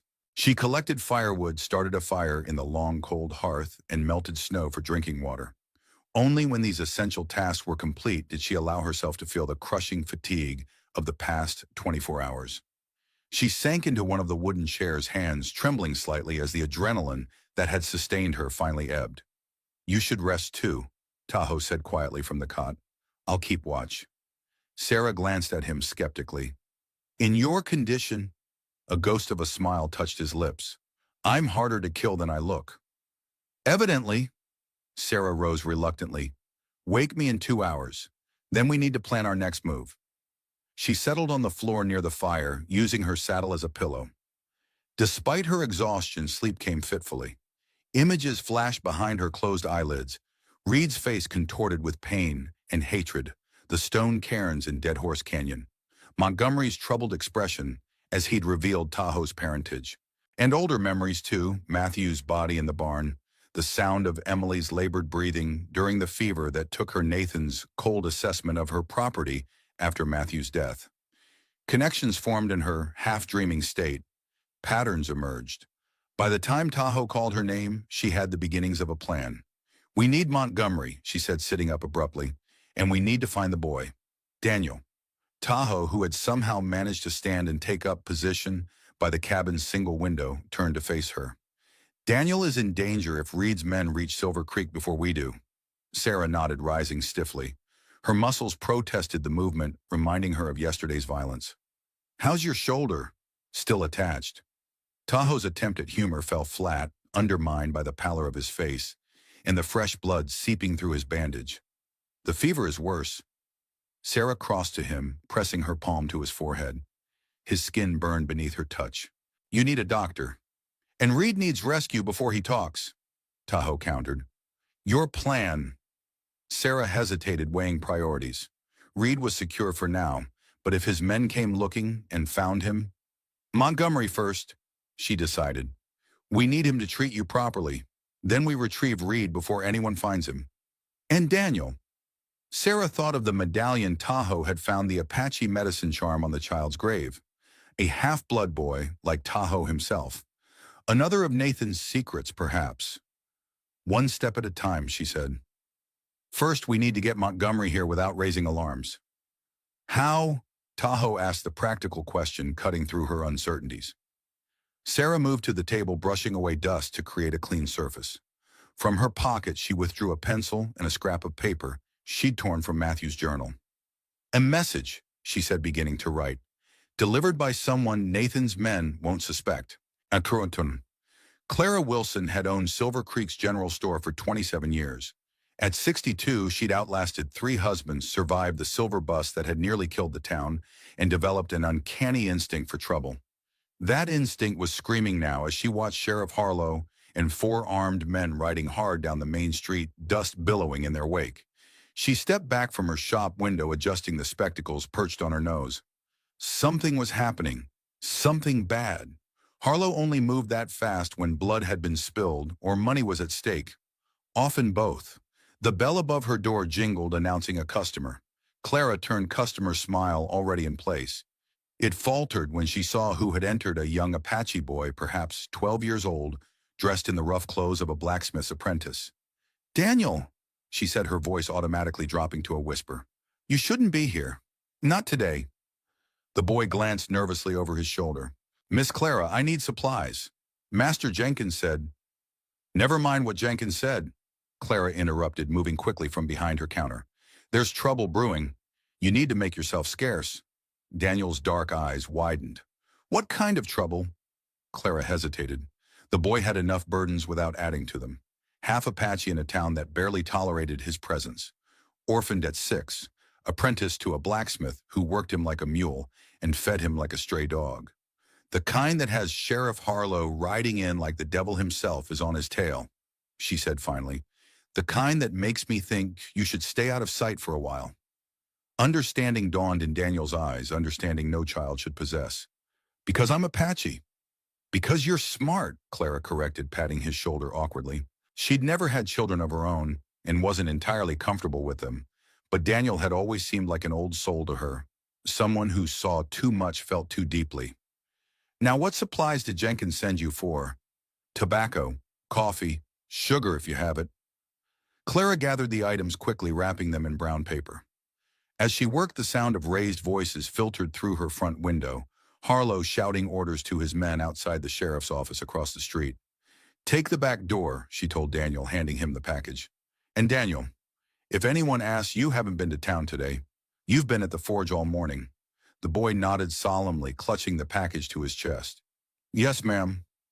Clara watched him slip out the rear entrance, a strange unease settling in her bones. Something was very wrong in Silver Creek today. She could feel it in the air, thick as the dust that never quite settled in this harsh landscape. The bell jingled again. This time it was Dr. Montgomery who entered, his medical bag clutched tightly in one hand. "Clara," he nodded, his usual courtly manner subdued. "Have you heard what's happened?" "Not yet, but judging by Harlow's excitement, It must be significant. Montgomery glanced around the empty shop, then moved closer to the counter. Ellis Reed and two of Harlow's deputies have gone missing. They rode out yesterday to investigate reports of an Apache near the Blackwood homestead. Never returned. Clara absorbed this, the pieces falling into place. Sarah Blackwood. That poor woman hasn't bothered anyone in years. Perhaps, but Nathan Blackwood has been very interested in her property lately. Montgomery's voice had dropped to barely above a whisper. There are rumors of copper in the eastern hills. Valuable deposits. Copper. Clara's eyebrows rose. So that's what this is about. Money as usual. Isn't it always? Montgomery's expression was grim. Harlow's organizing a search party. They're calling it a rescue mission, but they're carrying enough firepower to start a war. Clara finished, having observed the men gathering outside. Albert, what's really going on here? Montgomery hesitated, conflict evident in his aged features. He and Clara had known each other for decades, had even courted briefly before her second marriage. If there was anyone in Silver Creek he might trust with the truth, it was her. Before he could decide, the shop door opened again. Daniel stood there breathless, as if he'd run around the building rather than taking the time to walk. Dr. Montgomery, he gasped. I was sent to give you this. He thrust forward a folded piece of paper, then darted a nervous glance at Clara. In private, they said. Montgomery took the paper with a frown. Who sent you, boy? Daniel shook his head. Can't say. They paid me a silver dollar. Boom, he opened his palm to reveal the coin, a fortune for a blacksmith's apprentice. Clara and Montgomery exchanged glances. The doctor carefully unfolded the note, angling it, so Clara could read it as well. The message was brief, written in a firm hand. Montgomery T. needs medical attention urgently. Infection fever. Read secure, but knowledge dangerous. Come alone to your cabin. Bring supplies. Trust no one in Silver Creek. S.B. Montgomery folded the paper quickly and slipped it into his pocket. Thank you, Daniel. You've done well. The boy nodded, clutching his silver dollar. There's something else, he said hesitantly. The person who gave me the note, they said to tell you that they found something that belongs to me. A medallion. Clara watched as Montgomery's face paled visibly. Did they describe this medallion? Silver with markings. Daniel's hand moved unconsciously to his chest, as if reaching for something that wasn't there. Apache medicine, my mother's. Montgomery's eyes closed briefly. I see. Thank you, Daniel. You should go now. Return to the forge. The boy lingered, clearly sensing the adult's tension. Is something wrong, sir? Should I be afraid? It was Clara who answered, her voice gentle but firm. You should be careful, child, as always. Now go before Jenkins comes looking for you. When Daniel had gone, Montgomery turned to Clara, decision made. I need your help. Clearly, she replied dryly. Sarah Blackwood has somehow gotten herself mixed up with an Apache and Ellis Reed, and now requires your clandestine medical services at your hunting cabin. Montgomery's lips twitched despite the gravity of the situation. Your powers of deduction remain undiminished, Clara. As does your talent for understatement, Albert. She moved to lock the shop door and flipped the sign to closed.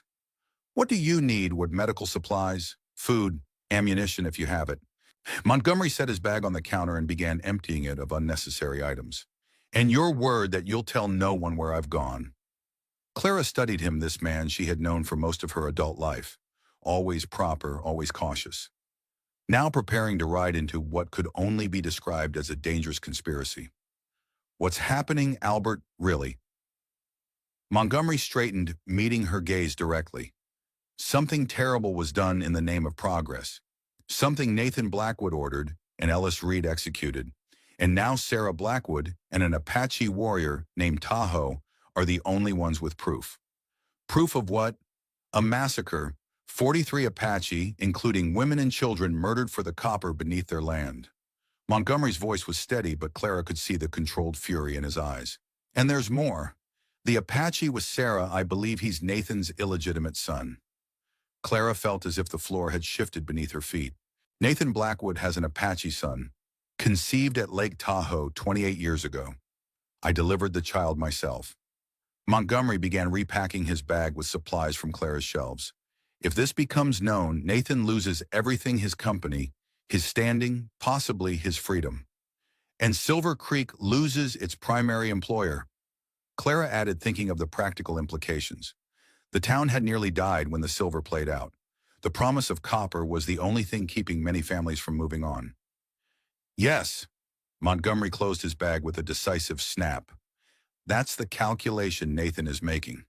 The lives of 43 Apache against the future of Silver Creek. Clara moved to her storeroom, returning with a box of ammunition in a small bundle wrapped in oilcloth. My late husband's revolver, she explained, seeing Montgomery's surprised expression. I've kept it loaded since the last time the Apache raided. That was 15 years ago, Clara. And yet here we are talking about massacres and illegitimate sons. She handed him the weapon. Take it. Sarah might need it more than I do. Montgomery accepted the gun with a nod of thanks. I should go. The longer I delay, the more danger they're in. Wait! Clara moved behind her counter again, retrieving a leather-bound book from a drawer.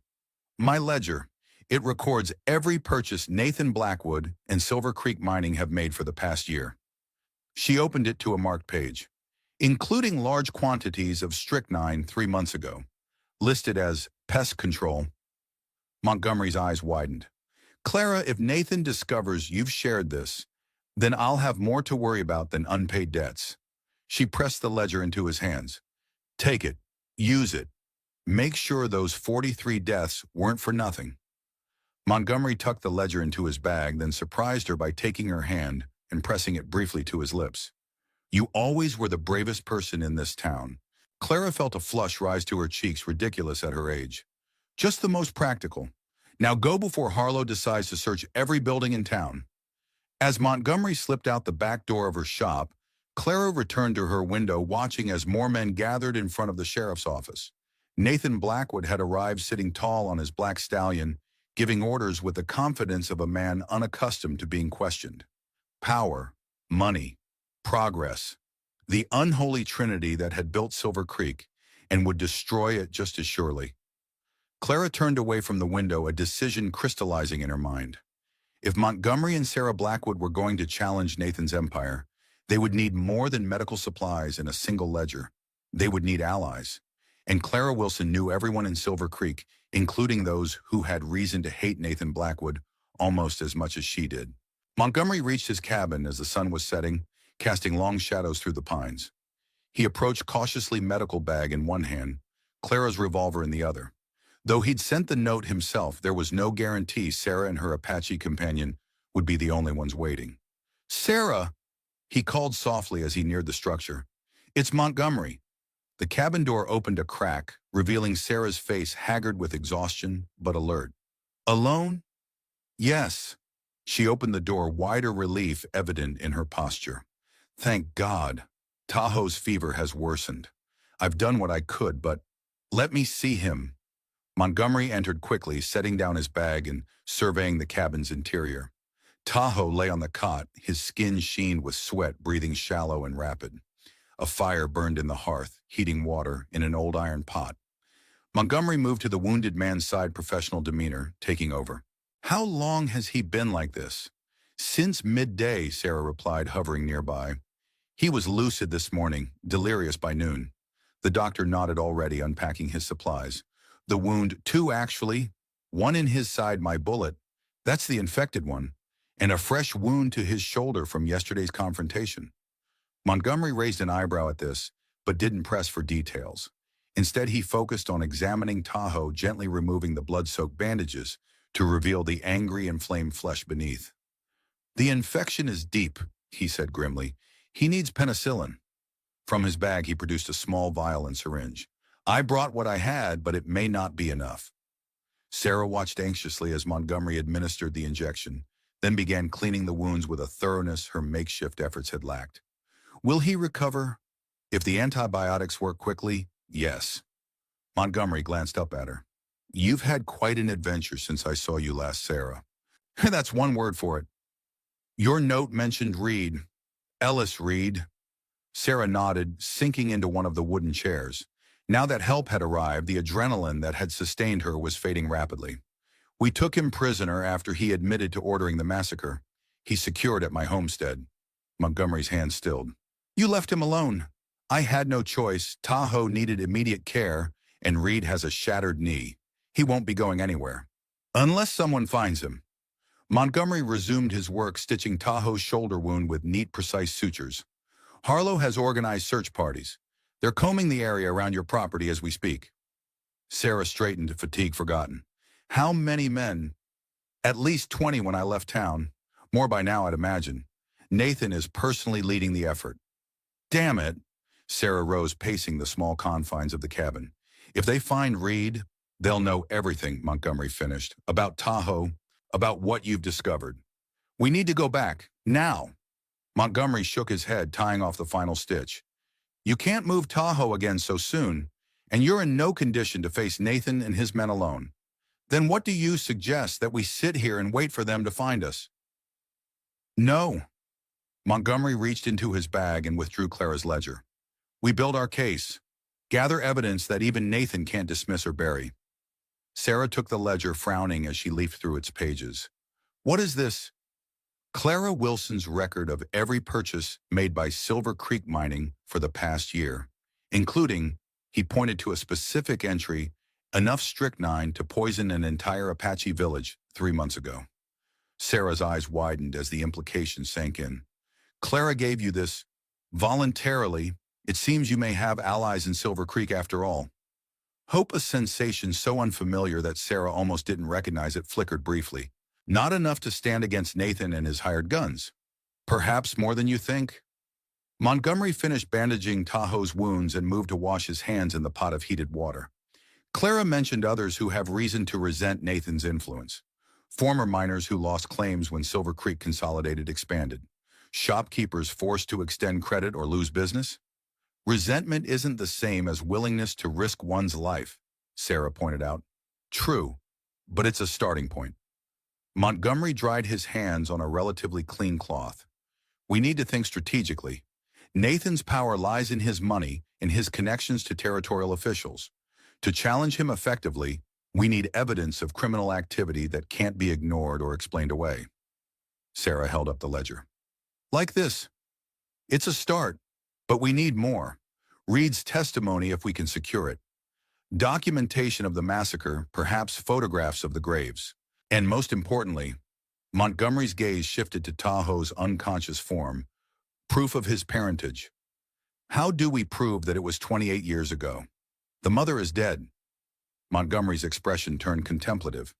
There were records, a birth certificate I filed with the territorial office in Phoenix, and letters Nathan wrote to the Apache woman while she was pregnant. Catherine found one once, which is how I learned of the affair. Nathan would have destroyed anything that could link him to an Apache woman.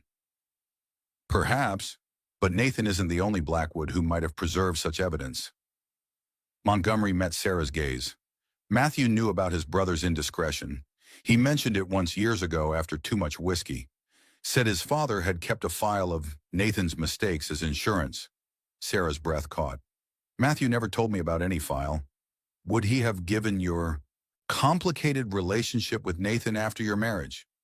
She had to concede the point. Matthew had always tried to shield her from the uglier aspects of his family dynamics. Even if such a file existed, it would be at the Blackwood estate. We can hardly walk in and ask to search the study. No, Montgomery agreed. But there may be another way to access it. He hesitated, clearly weighing his next words carefully. Nathan has a housekeeper, Esther Redmond. She was nursemaid to both Nathan and Matthew as boys. Fiercely loyal to the family, but, Sarah prompted, but she was especially fond of Matthew, and she never approved of how Nathan treated you after his death. Sarah considered this. Esther had always been kind to her in the reserved way of longtime servants, had even slipped her extra food during the grim meals following Matthew's funeral when Sarah had been too numb with grief to eat. You think she might help us? I think it's worth asking, Montgomery replied. She's one of the few people who can move freely within the Blackwood house without arousing suspicion. Before Sarah could respond, a low groan from the cot drew their attention. Tahoe was stirring his eyes, opening to thin slits. Water, he rasped. Montgomery quickly poured a cup from the canteen and helped him drink. Easy now, small sips. Tahoe drank obediently, then fixed his gaze on Sarah. Reed.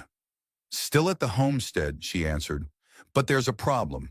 Search parties are looking for us. They may find him. Tahoe struggled to sit up, wincing as the movement pulled at his stitches. Montgomery placed a restraining hand on his shoulder. You're not going anywhere for at least 24 hours, the doctor said firmly. The infection nearly killed you. If they find Reed, we're all dead anyway, Tahoe countered, though he stopped fighting against Montgomery's hold. We need a plan, Sarah said, resuming her pacing. A way to retrieve Reed without running into Nathan's men. Montgomery considered this. Clara could help.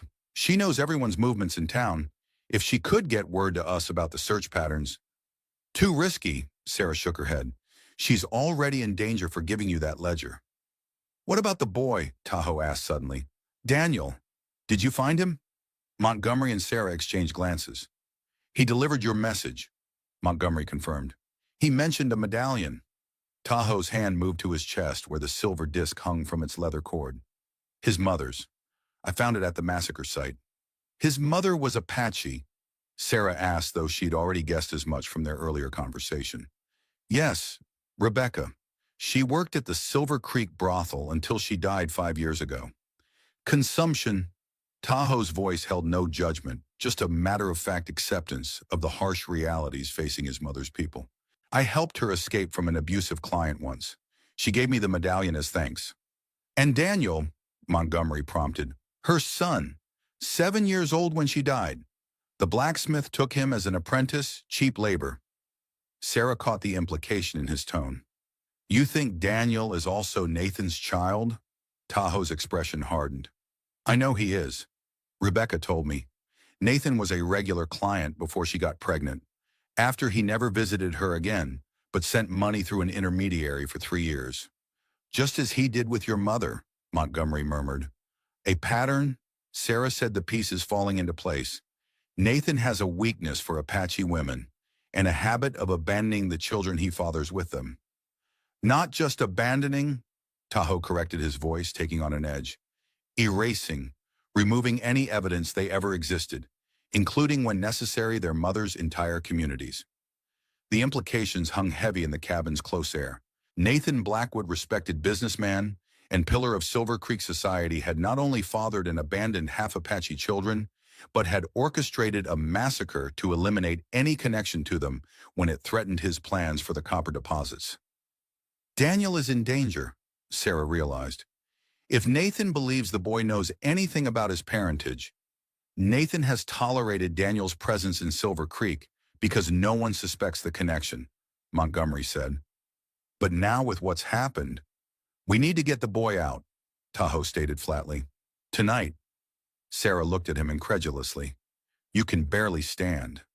I don't need to stand to create a distraction, Tahoe replied. And we need Daniel. He's living proof of Nathan's hypocrisy, a second-half Apache son, working as virtual slave labor in Nathan's own town. Montgomery appeared troubled. Involving a child in this, he's already involved, Tahoe cut him off. The moment I found his mother's medallion on that grave, he became part of this. Nathan will realize that soon enough if he hasn't already. Sarah had to admit the logic, unwelcome as it was. Even if we agree Daniel needs protection, how do we get him out of Silver Creek without being seen? And where would we take him? I know places in these hills where no white man has ever set foot, Tahoe said. Apache hiding places.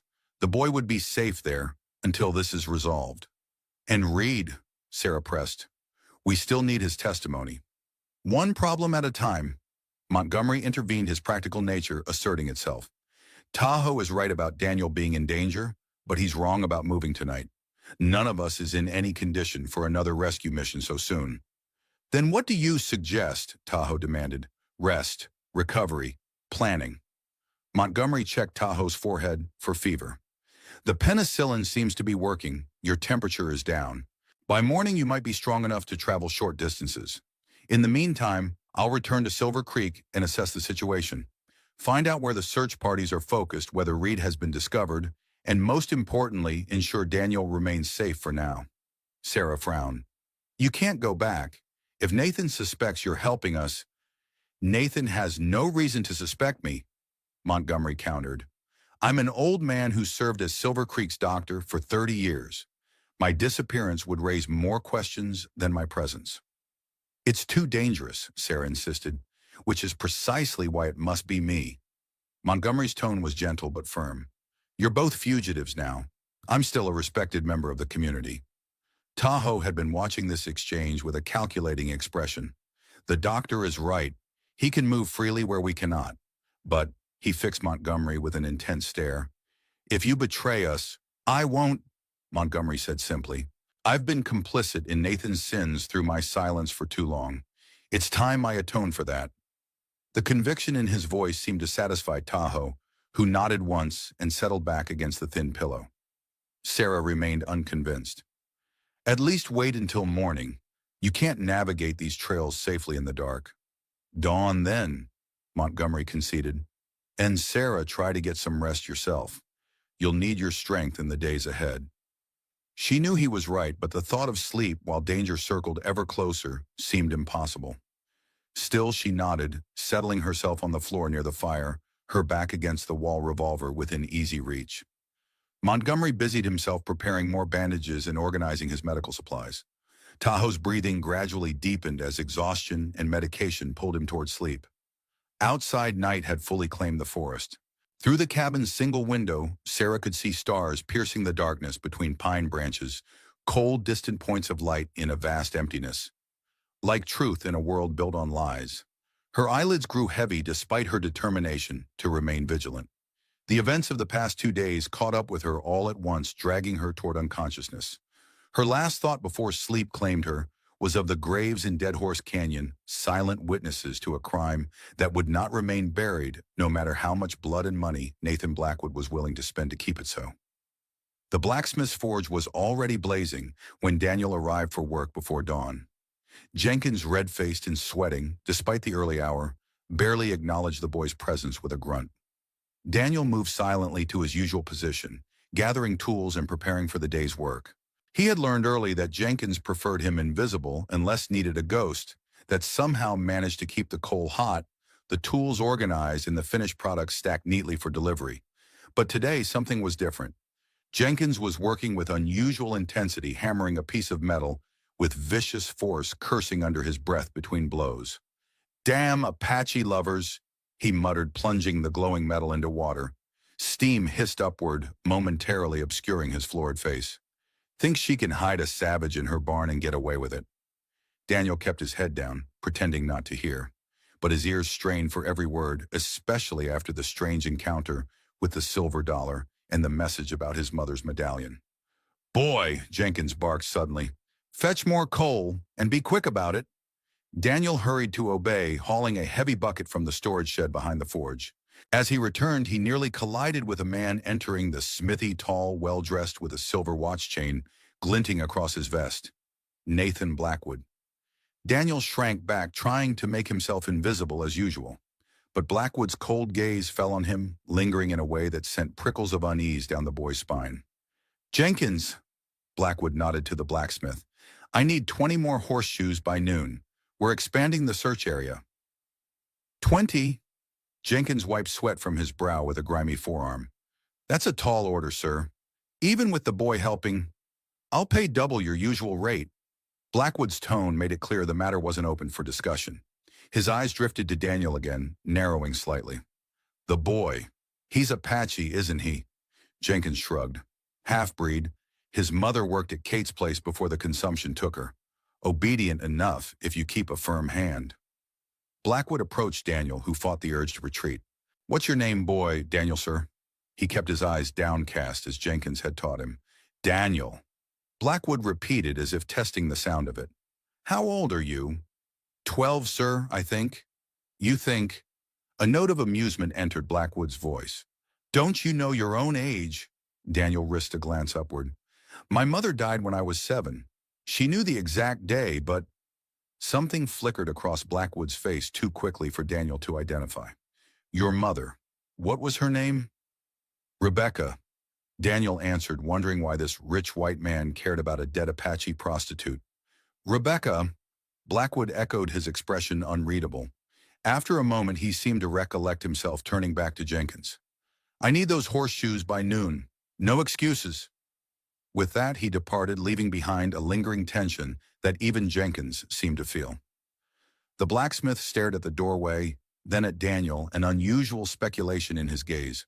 "Get to work," he growled finally. "We've got horseshoes to make." Daniel returned to his task, but his mind raced. First, the strange message about his mother's medallion, the one she'd always told him was special, a protection against evil spirits. Then Nathan Blackwood himself asking questions about his mother his age. Something was happening. Something that involved him, though he couldn't imagine how or why. As morning progressed, more men arrived at the forge, collecting weapons, having horses shod.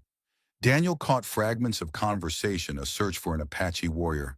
A missing lawman, Sarah Blackwood's involvement. Blackwood. The name echoed in his mind, connecting to the man who had questioned him.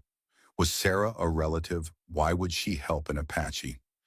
By midday, Daniel had pieced together enough to understand that something serious had occurred, serious enough to mobilize half the men in Silver Creek. And somehow his mother's medallion was connected to it all. When Jenkins finally barked at him to deliver a package to the general store, Daniel felt a surge of relief. Perhaps Miss Clara would know more. She always seemed to know everything that happened in Silver Creek. The streets were unusually busy for a weekday, men hurrying back and forth between the sheriff's office and the saloon where a makeshift command center had been established. Daniel kept his head down, clutching the package of nails Jenkins had ordered him to deliver. He entered the general store through the back door, as he always did. Clara Wilson stood behind her counter glasses, perched on her nose, watching the activity outside her window with a troubled expression.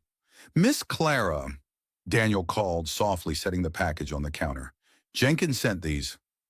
Clara turned, her face softening at the sight of him. "Daniel, I was hoping you'd come by." She glanced toward the front of the store, ensuring they were alone, then leaned closer. "Has anyone spoken to you today? Anyone unusual?" Daniel hesitated, then nodded. "Mr. Blackwood came to the forge this morning. Asked about my mother." Clara's eyes widened slightly. "What did you tell him?" "Just her name, that she died when I was 7. Daniel shifted uncomfortably. "Miss Clara, what's happening? Why did someone send me with that message yesterday about my mother's medallion?" Clara appeared to be weighing her words carefully. "Daniel, do you remember your mother ever speaking about your father?" The question caught him off guard. "She said he was an important man, that he couldn't acknowledge me, but that he made sure we had enough to eat." "Did she ever mention his name?" Daniel shook his head. "She said it was safer if I didn't know." Clara nodded, as if this confirmed something. "I need you to listen very carefully, Daniel. I believe you may be in danger." Fear of familiar companion throughout his young life coiled in Daniel's stomach. "Because I'm Apache." "Because of who your father might be," Clara corrected gently. "And because of what happened to some of your mother's people recently." "The medallion," Daniel whispered, understanding dawning. "The person who sent the message found it among dead Apache." Clara looked impressed by his quick grasp of the situation. "Yes, and if certain people believe you know more than you should about that incident." She didn't need to finish. Daniel had seen what happened to those who crossed the powerful men of Silver Creek. "What should I do?" he asked, voice steady despite his fear. Clara reached beneath her counter and withdrew a small package wrapped in oilcloth. "Take this.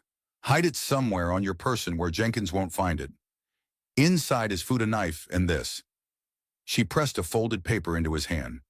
"Directions to a cabin in the eastern foothills. Memorize them, then destroy the paper." "You want me to run away?" Daniel couldn't keep the surprise from his voice. Miss Clara had always emphasized the importance of honoring commitments, of seeing things through. "I want you to survive," she replied bluntly. "Tonight, after Jenkins is asleep, leave town. Follow these directions. You'll find people there who can explain everything and keep you safe." "Dr. Montgomery," Daniel guessed, remembering the message he delivered. Clara's eyebrows rose. "Clever boy. Yes, and others. People who knew your mother." Daniel's heart quickened. "The Apache who sent the message about the medallion." "Yes, his name is Tahoe." Clara glanced nervously toward the window again. "You should go now before Jenkins comes looking for you. Remember, tonight after dark. Take only what you need to survive." Daniel tucked the package inside his shirt, where it lay flat enough against his thin frame to be invisible. "Thank you, Miss Clara." She surprised him by placing a gentle hand on his cheek, the first time she'd ever touched him with such affection. You're a good boy, Daniel. Braver than you know. Your mother would be proud. The words warmed something inside him that had been cold for a very long time. He nodded once, unable to speak past the sudden lump in his throat, then slipped out the back door and into the alley. As he made his way back to the forge, Daniel felt a strange calmness descend. For 5 years he had existed in a kind of limbo, not fully Apache, not accepted as white, belonging nowhere and to no one. Tonight that would change. Tonight he would take the first step toward discovering who he truly was, and perhaps who his father might be. The thought sustained him through the remainder of the day's labor, through Jenkins' curses and the occasional cuff to the ear for imagined infractions. None of it mattered anymore. By dawn he would be gone. As twilight settled over Silver Creek, Daniel watched Jenkins drain the last of a whiskey bottle and settle into his cot in the small room adjoining the forge. The blacksmith's snores soon filled the space, deep rattling exhalations that testified to the depth of his drunken slumber. Daniel waited another hour to be certain, then gathered his few possessions, a spare shirt, a small carving his mother had made him, the package Clara had given him. He hesitated over Jenkins' coin pouch visible on the workbench where the blacksmith had tossed it earlier. Taking it would be stealing, but leaving it would mean starting his journey with nothing. His mother's voice seemed to whisper in his ear. Survival isn't a sin, Daniel. Take what you need to live another day. He slipped 3 coins from the pouch, enough for emergencies, not enough that Jenkins would immediately notice their absence. The night air felt clean and crisp after the smoky confines of the forge. Daniel moved through shadows, avoiding the main street where lanterns still burned in the saloon windows. The search parties had returned at sunset but would resume at first light. His window of escape was narrow. As he reached the eastern edge of town, a figure stepped out from behind a boulder blocking his path. Daniel froze, heart hammering against his ribs. Going somewhere, boy? The voice belonged to Ellis Reed, Nathan Blackwood's enforcer. But that was impossible. Reed was missing part of the reason for the search parties crisscrossing the territory. Daniel squinted into the darkness. The man before him was indeed Reed, but a Reed transformed by pain and rage. He leaned heavily on a crude crutch, one leg bound in a blood-soaked bandage. His usually immaculate clothing was torn and filthy. Mr. Reed, Daniel managed, fighting to keep his voice steady. Everyone's looking for you. I'm aware. Reed's voice was a rasp, barely recognizable. And now I've found what I'm looking for. Nathan Blackwood's second bastard. Daniel took an involuntary step backward. I don't know what you mean. Don't you? Reed limped forward, his face contorted with pain and malice. Apache mother, unknown father, but not unknown to me, not anymore. You're coming with me, boy. Insurance. No. The word escaped before Daniel could consider its wisdom. Reed's laugh was a terrible sound, part pain, part genuine amusement. Brave, like your half-brother, but ultimately futile. He lunged forward with surprising speed, grabbing Daniel's arm in a grip like iron. Nathan will pay handsomely to keep his secrets buried. And you, boy, are the biggest secret of all.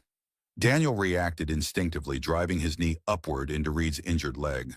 The man howled, releasing Daniel's arm as he staggered backward. You little savage, Reed gasped, fumbling at his belt for a weapon. Daniel didn't wait to see if he found one. He turned and ran sprinting toward the eastern hills with a speed born of terror and desperate determination.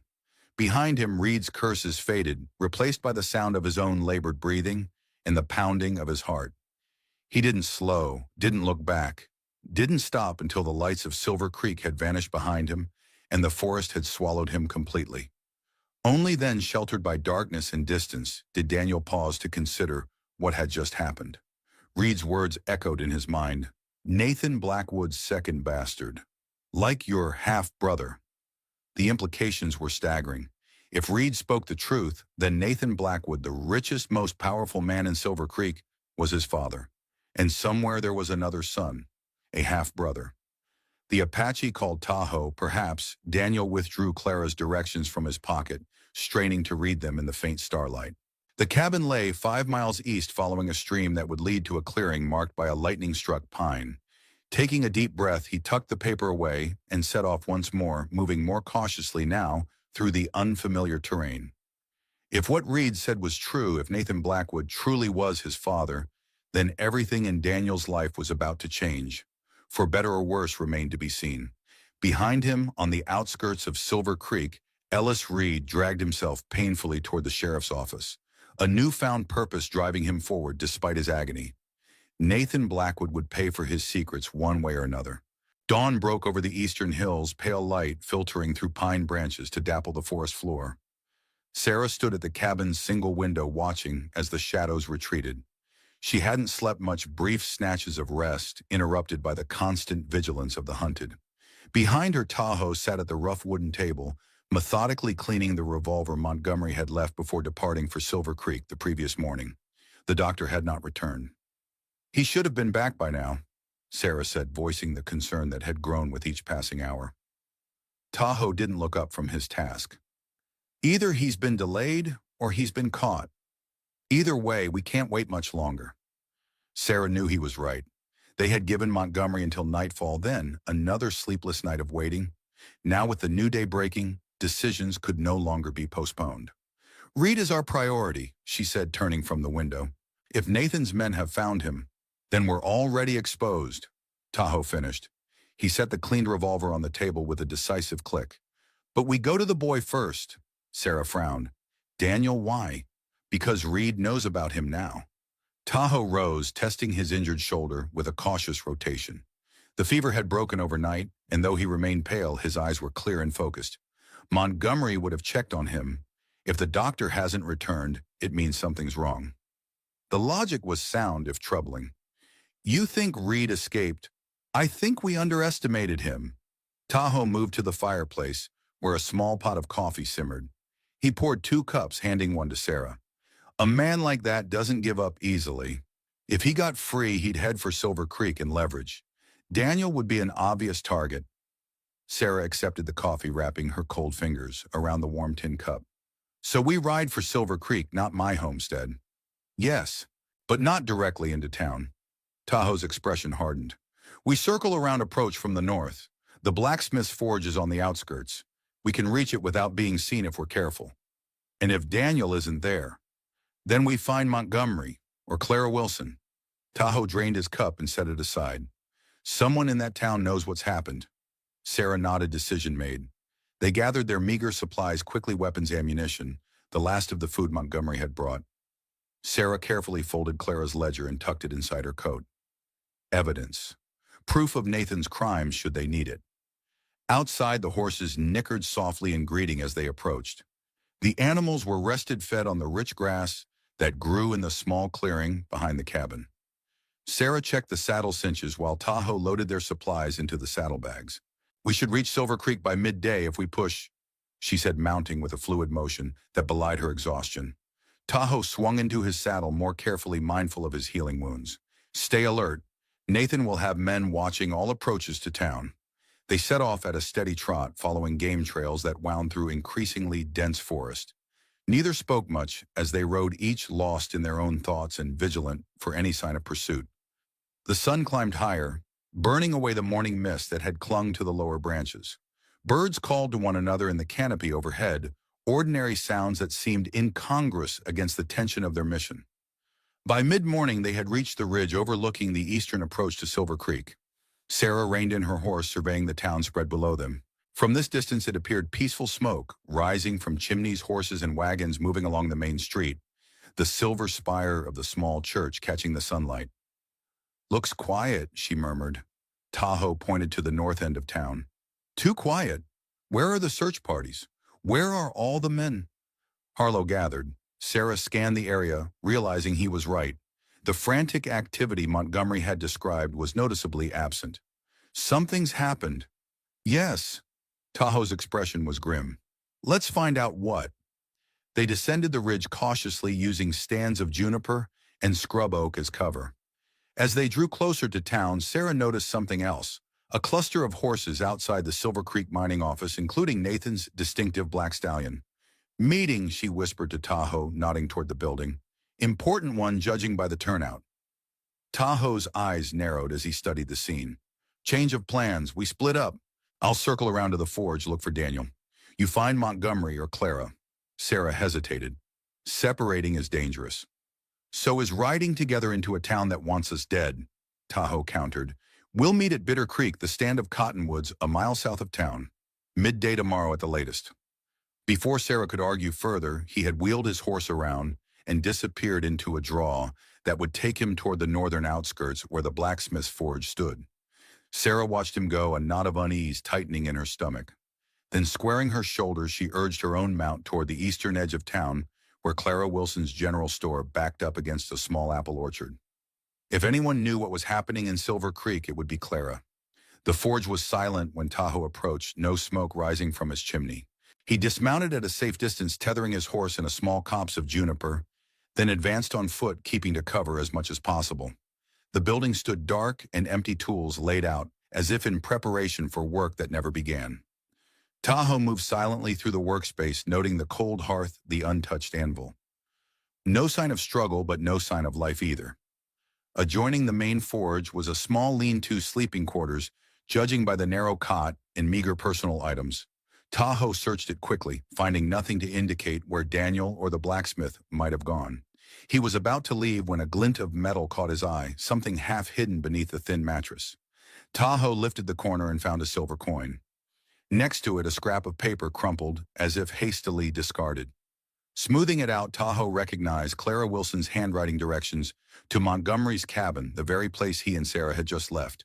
Daniel had been planning to flee then, but had he succeeded? A sound outside, the soft crunch of boots on gravel, sent Tahoe melting into the shadows behind the door. He drew his knife, waiting as the footsteps approached. A figure appeared in the doorway, silhouetted against the morning light. Too small to be a man, a woman slender and erect despite her years. "You might as well come out," Clara Wilson said calmly. "I know you're there, Mr. Tahoe." Tahoe hesitated, then stepped from the shadows, knife still in hand. "How did you know I'd come here?" "Because you're looking for the boy, as is everyone else in Silver Creek." Clara glanced over her shoulder, ensuring they were alone. "Daniel fled last night. Reed returned with wild stories about Nathan's Apache bastards, 2 of them, he claimed. The boy and you." Tahoe absorbed this mind racing with implications. Reed escaped, made it to town. Crawled in just before midnight, half dead but determined. Clara's expression was grim. He went straight to Nathan private conference. By dawn, Harlow had men combing the hills for Daniel. "And Montgomery!" A shadow crossed Clara's face. "Arrested, charged with aiding fugitives and obstruction of justice." Tahoe cursed under his breath. "Sarah needs to know. She's looking for you." "I'm aware. I saw her riding toward my store." Clara straightened her shawl with a brisk movement. "She won't find me there. Nathan's men are watching it. I've been hiding in the church cellar since Reed's return." "The boy," Tahoe pressed. "Did he make it out of town?" "I believe so. I gave him directions to Montgomery's cabin last night." Tahoe held up the crumpled paper. "These directions?" Clara nodded. "He must have dropped them after memorizing the route as I instructed. Or he was intercepted before he could leave," Tahoe suggested darkly. "No. Jenkins the blacksmith is raging about the boy's disappearance and some missing coins. Daniel got away." Clara's certainty was reassuring. "But whether he reached the cabin—" "He didn't. We were there until this morning." Clara's shoulders sagged slightly, the first sign of the fear she'd been concealing. "Then he's alone in the hills. A 12-year-old boy with only the vaguest idea of where he's going." Tahoe felt a familiar weight settle in his chest, responsibility for another life.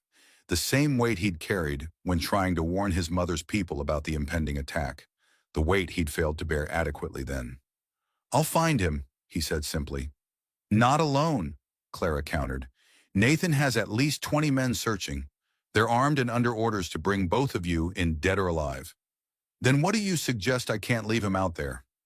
Clara studied him for a moment, as if weighing his worth against some internal standard. Whatever she saw must have satisfied her. "I know these hills as well as anyone," she said. "Better than most. My late husband was a trapper before he opened the store. I accompanied him often." Tahoe raised an eyebrow. "You're offering to help search—" "I'm offering to guide you to where the boy would likely go if he got lost following my directions." Clara's tone was matter-of-fact. "There's an old mine shaft about halfway between here and Montgomery's cabin. James, my husband, used it as a shelter during sudden storms. I showed Daniel its location last summer when he helped deliver supplies to outlying homesteads. Hope flickered. You think he'd remember? Daniel remembers everything he's ever been shown or told, Clara said with quiet confidence. It's why Jenkins kept him despite his heritage. The boy has a mind like a steel trap. Tahoe made a swift decision. We need to find Sarah first. Warn her about Montgomery and Reed. Agreed, but we must be careful. Nathan has men watching all the known exits from town.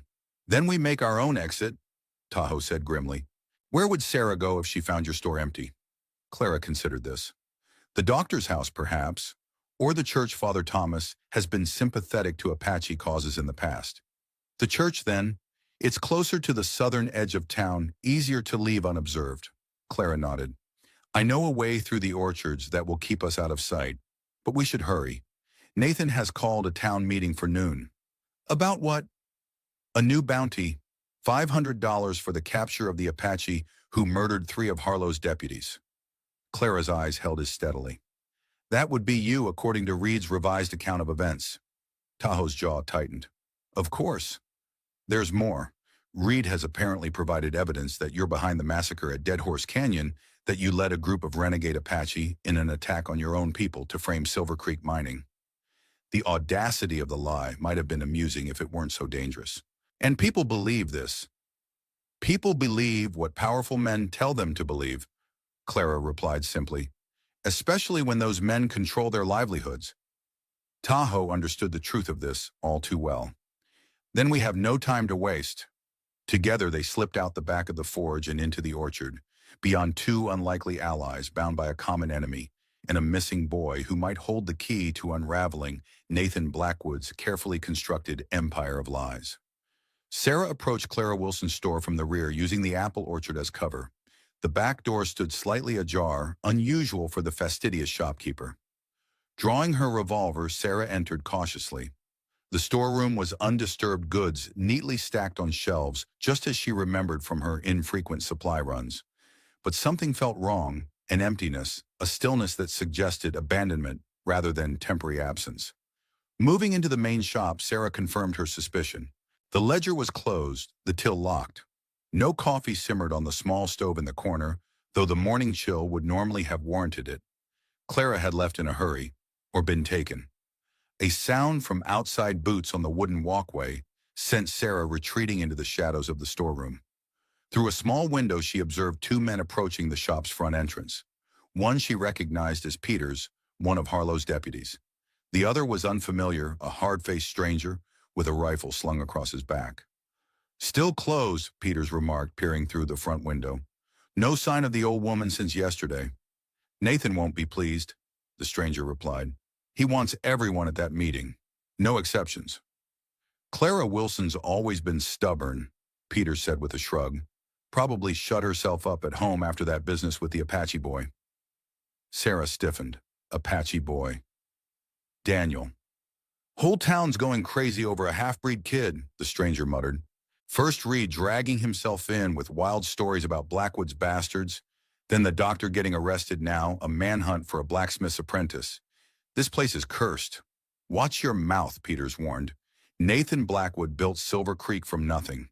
Without him, we'd all be scratching in the dirt like savages. The men moved on, their voices fading as they continued down the street.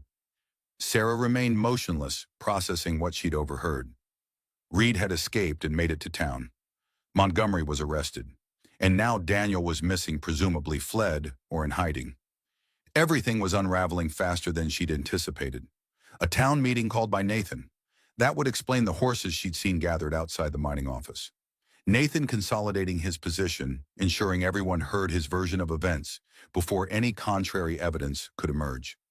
Sarah needed to find allies quickly. With Montgomery imprisoned and Clara missing, her options were limited. The church, perhaps. Father Thomas had always treated her with kindness, even after most of Silver Creek had written her off as a madwoman. Decision made, she slipped out the back door of the store and into the orchard, keeping low among the apple trees. The church stood at the far end of town, its small steeple visible above the surrounding buildings. Reaching it unseen would be challenging, but not impossible if she used the network of alleys and back gardens.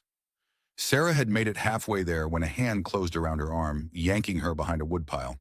She whirled, revolver raised, only to find herself face to face with Tahoe. Clara Wilson stood beside him, finger pressed to her lips in a warning gesture. "Thank God," Sarah breathed, lowering her weapon. "I thought you'd been captured." "Not yet," Tahoe replied grimly. "But it's only a matter of time if we stay in town." Reed's back. "He's turned everything around, claiming I led the massacre, that you're harboring a murderer." "I know. I overheard Harlow's men." Sarah turned to Clara. "They said Montgomery's been arrested." Clara nodded, her usually composed features tight with worry. "Last night, he's being held at the sheriff's office on charges of aiding fugitives." "We need to get him out," Sarah said immediately. "Not possible," Clara countered. "The office is guarded by at least 6 men, and that's not our most pressing concern." She glanced at Tahoe. "Tell her about Daniel." Briefly, Tahoe explained about the missing boy, the directions to Montgomery's cabin, and Clara's theory about the abandoned mineshaft. "If Harlow's men find him first—" Sarah didn't need to finish the thought. "Exactly," Clara said. "We need to locate him before the search parties do. The mine is our best hope." Sarah considered their options. Entering the hills with a manhunt already underway would be dangerous, but leaving Daniel to his fate was unthinkable. What about Reed? What exactly has he told Nathan? "Everything and nothing," Clara replied cryptically. "He's confirmed Tahoe is Nathan's son, but claimed it was you who discovered this and are using it to blackmail Nathan. According to Reed, you invented the massacre story to discredit Silver Creek mining and force Nathan to acknowledge Tahoe as his heir." Sarah almost laughed at the absurdity. "And people believe this. People believe what benefits them to believe," Clara said with the weariness of long experience. "The copper deposits in the eastern hills promise jobs, prosperity. No one wants to look too closely at the cost." "So we have no allies in Silver Creek," Sarah concluded. "Few," Clara admitted. "Father Thomas, perhaps. A handful of others who harbor private grievances against Nathan, but none who would openly oppose him." "Then we do this ourselves," Tahoe stated flatly. "Find Daniel. Secure evidence of the massacre. Force a reckoning." Sarah nodded, decision crystallizing. "Clara, can you get word to Montgomery somehow? Let him know we're still fighting." "My sister brings him meals. She can pass a message. Tell him to hold strong. We'll clear his name when we return." Clara studied Sarah's face, reading the determination there. "You intend to confront Nathan directly?" "Eventually, yes. But first we find Daniel." "Then we should go now," Tahoe urged. "Nathan's meeting starts at noon. Most of the town will be there, our best chance to slip away unnoticed." They moved carefully through the orchard toward the southern edge of town, Clara leading the way through paths known only to longtime residents. The church loomed to their right, its bell tower standing sentinel over the small community. As they passed, the doors opened, and Father Thomas emerged, his aging figure silhouetted against the dim interior. He paused, squinting in their direction, then deliberately turned away, offering neither assistance nor alarm. Small mercy, Sarah thought. At least he wasn't actively hindering their escape. They reached the edge of town without incident, collecting Tahoe's horse from its hiding place in the junipers. Sarah's mount waited where she'd left it, grazing peacefully among the scrub oak. "The mine is about 5 miles northeast," Clara said, pointing toward a jagged ridgeline in the distance. "Follow the dry creek bed until you reach a stand of 3 dead pines. The entrance is in the rock face beyond them, partially hidden by brush." "You're not coming?" Sarah asked, surprised. Clara shook her head. "I can do more good here. Monitor the search parties, gather information. And someone needs to look after Montgomery." Sarah couldn't argue with the logic, though. Leaving the older woman behind felt wrong somehow. "Be careful. If Nathan suspects you've helped us—" "Nathan Blackwood has underestimated me for 30 years. Clara replied with a hint of steel in her voice. "I see no reason to correct his misconception now." Tahoe extended his hand to the shopkeeper, a gesture of respect rare from an Apache to a white person. "My people would call you a woman of strong medicine." Clara accepted the handshake with dignity. "My late husband would have called me stubborn as a mule. Either way, I'll do what needs doing." She turned to Sarah. "Bring the boy back safely. And if you can bring the truth with him—" With that, she slipped back toward town, a deceptively frail figure whose appearance belied the courage it contained. Sarah and Tahoe mounted their horses, turning northeast toward the distant ridgeline, and whatever awaited them there, a lost boy pursuing search parties and the uncertain promise of sanctuary in an abandoned mineshaft.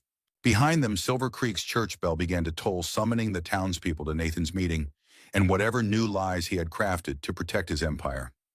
Daniel huddled deeper into the narrow crevice, pulling his thin jacket tighter against the morning chill. He'd been hiding in the abandoned mine shaft since before dawn, having stumbled upon it more by luck than memory after hours of wandering in the darkness. Clara's directions had made sense in the safety of her store. In the nighttime forest, with fear clouding his thoughts and Reed's words echoing in his mind, they had become a confusing jumble that led him not to Montgomery's cabin, but to this forgotten hole in the mountainside. Still, it was shelter, protection from both the elements and the men he could hear, searching the valleys below, voices calling his name with false concern, horses crashing through underbrush, the occasional crack of a rifle fired to signal a change in direction. They were drawing closer. Daniel knew he couldn't remain hidden much longer. The mine shaft extended deep into the mountain, but venturing further without light was too dangerous. Rockfalls had already partially blocked the tunnel, less than 50 feet, in leaving only this front section as a viable hiding place. His stomach growled, reminding him that he hadn't eaten since the previous afternoon. The package Clara had given him contained jerky and hardtack enough for perhaps 2 days if carefully rationed. After that, Daniel pushed the thought away. After that, he would either have found Montgomery's cabin or been captured. No point worrying beyond those two possibilities. A sound outside, not voices or horses, but the soft scuff of leather on stone, froze him mid-breath. Someone was approaching the mine entrance, moving cautiously. Daniel pressed himself deeper into the crevice, one hand closing around the small knife Clara had included in her package. It was a poor weapon against guns, but it was all he had. Filtered sunlight from the entrance dimmed as a figure filled the opening, tall, broad-shouldered, silhouetted against the light. For a heart-stopping moment, Daniel thought it was Reed somehow having tracked him despite his injured leg. Then the figure spoke, voice low and measured. "Daniel, are you here?" Not Reed, someone else. Someone who knew his name, but didn't shout it like the search parties. Daniel remained silent, unsure whether to reveal himself. The figure took another step inside, eyes adjusting to the dimness. "I'm Tahoe. I have your mother's medallion." The medallion, the Apache medicine charm his mother had always worn, had placed around his own neck when fever nearly took him at age 5, claiming it had healing powers beyond white medicine. Daniel had cried when it disappeared. After her death, assumed one of the other women at the brothel had stolen it. To hear it mentioned now by this stranger. "Prove it," he whispered, still concealed in his crevice. Tahoe reached into his shirt, withdrawing something that caught the faint light. A silver disc suspended on a leather cord, its surface etched with symbols. Daniel recognized instantly the bear for strength, the arrow for protection, the crescent moon for feminine power. His mother's medallion, identical to the one she had worn every day of his life with her. Daniel emerged slowly from his hiding place, knife still clutched in his hand. "Where did you find it?" Tahoe's expression remained neutral, though his eyes, dark watchful, assessed Daniel carefully. "At a place called Dead Horse Canyon, among graves." "Graves," Daniel's voice faltered. "My mother is buried in Silver Creek, behind the church." "This belonged to another," Tahoe replied gently. "Someone who carried it to honor your mother, perhaps, or to protect a child." Before Daniel could respond, another figure appeared at the mine entrance, a woman, rifle in hand. "Riders coming," she said tersely. "At least 4 moving fast." Tahoe nodded, decision made. "Daniel, I'm Sarah Blackwood. This is Tahoe. We've come to help you, but there's no time for explanations now. Will you trust us?" Trust. Such a simple word for such an enormous leap of faith. Daniel hesitated, weighing his options. Return to Silver Creek and whatever punishment awaited him for running away, or follow these strangers who possessed his mother's medallion and spoke of graves and protection. In the end, it wasn't trust that decided him, but practicality. Even if these people meant him harm, they couldn't do worse than Reed or Nathan Blackwood's men would. "Yes," he said, straightening to his full height, unimpressive for a 12-year-old, but the best he could manage. "I'll go with you."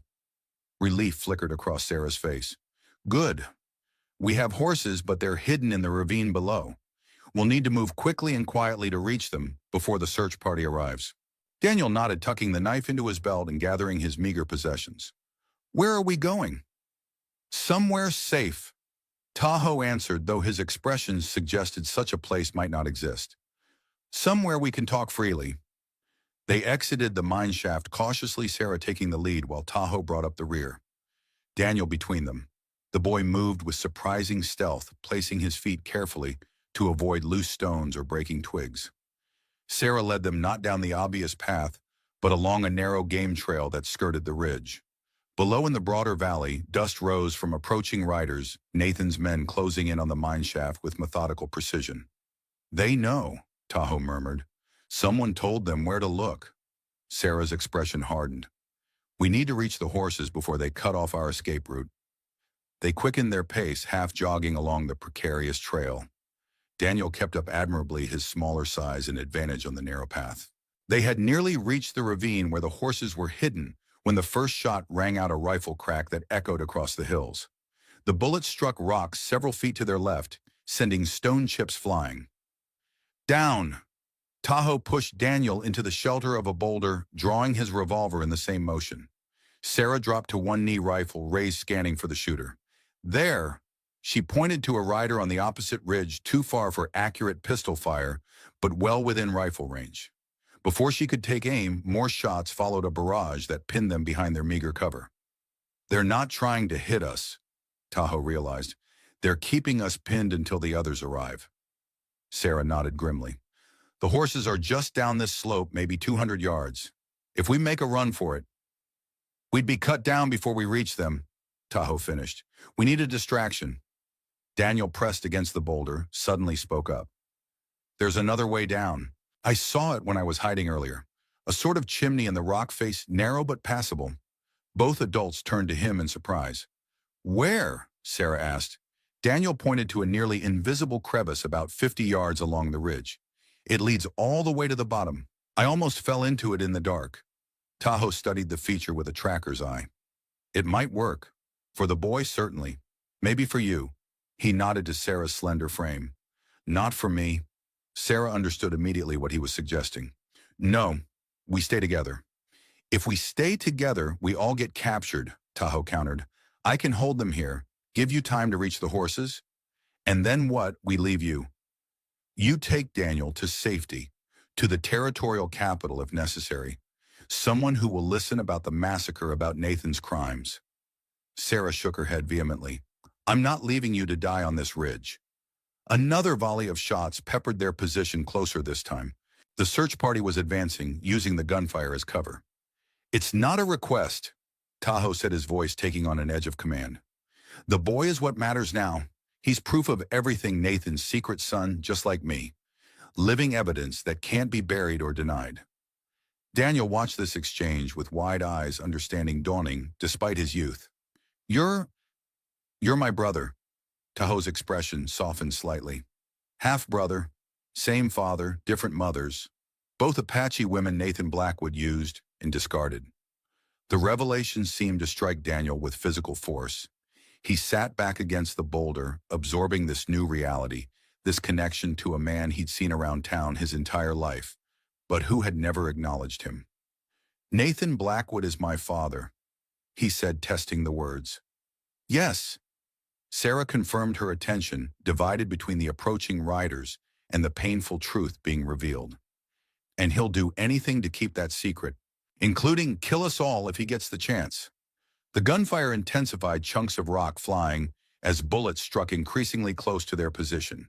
They were running out of time. Go, Tahoe urged again. The chimney, now. I'll cover you.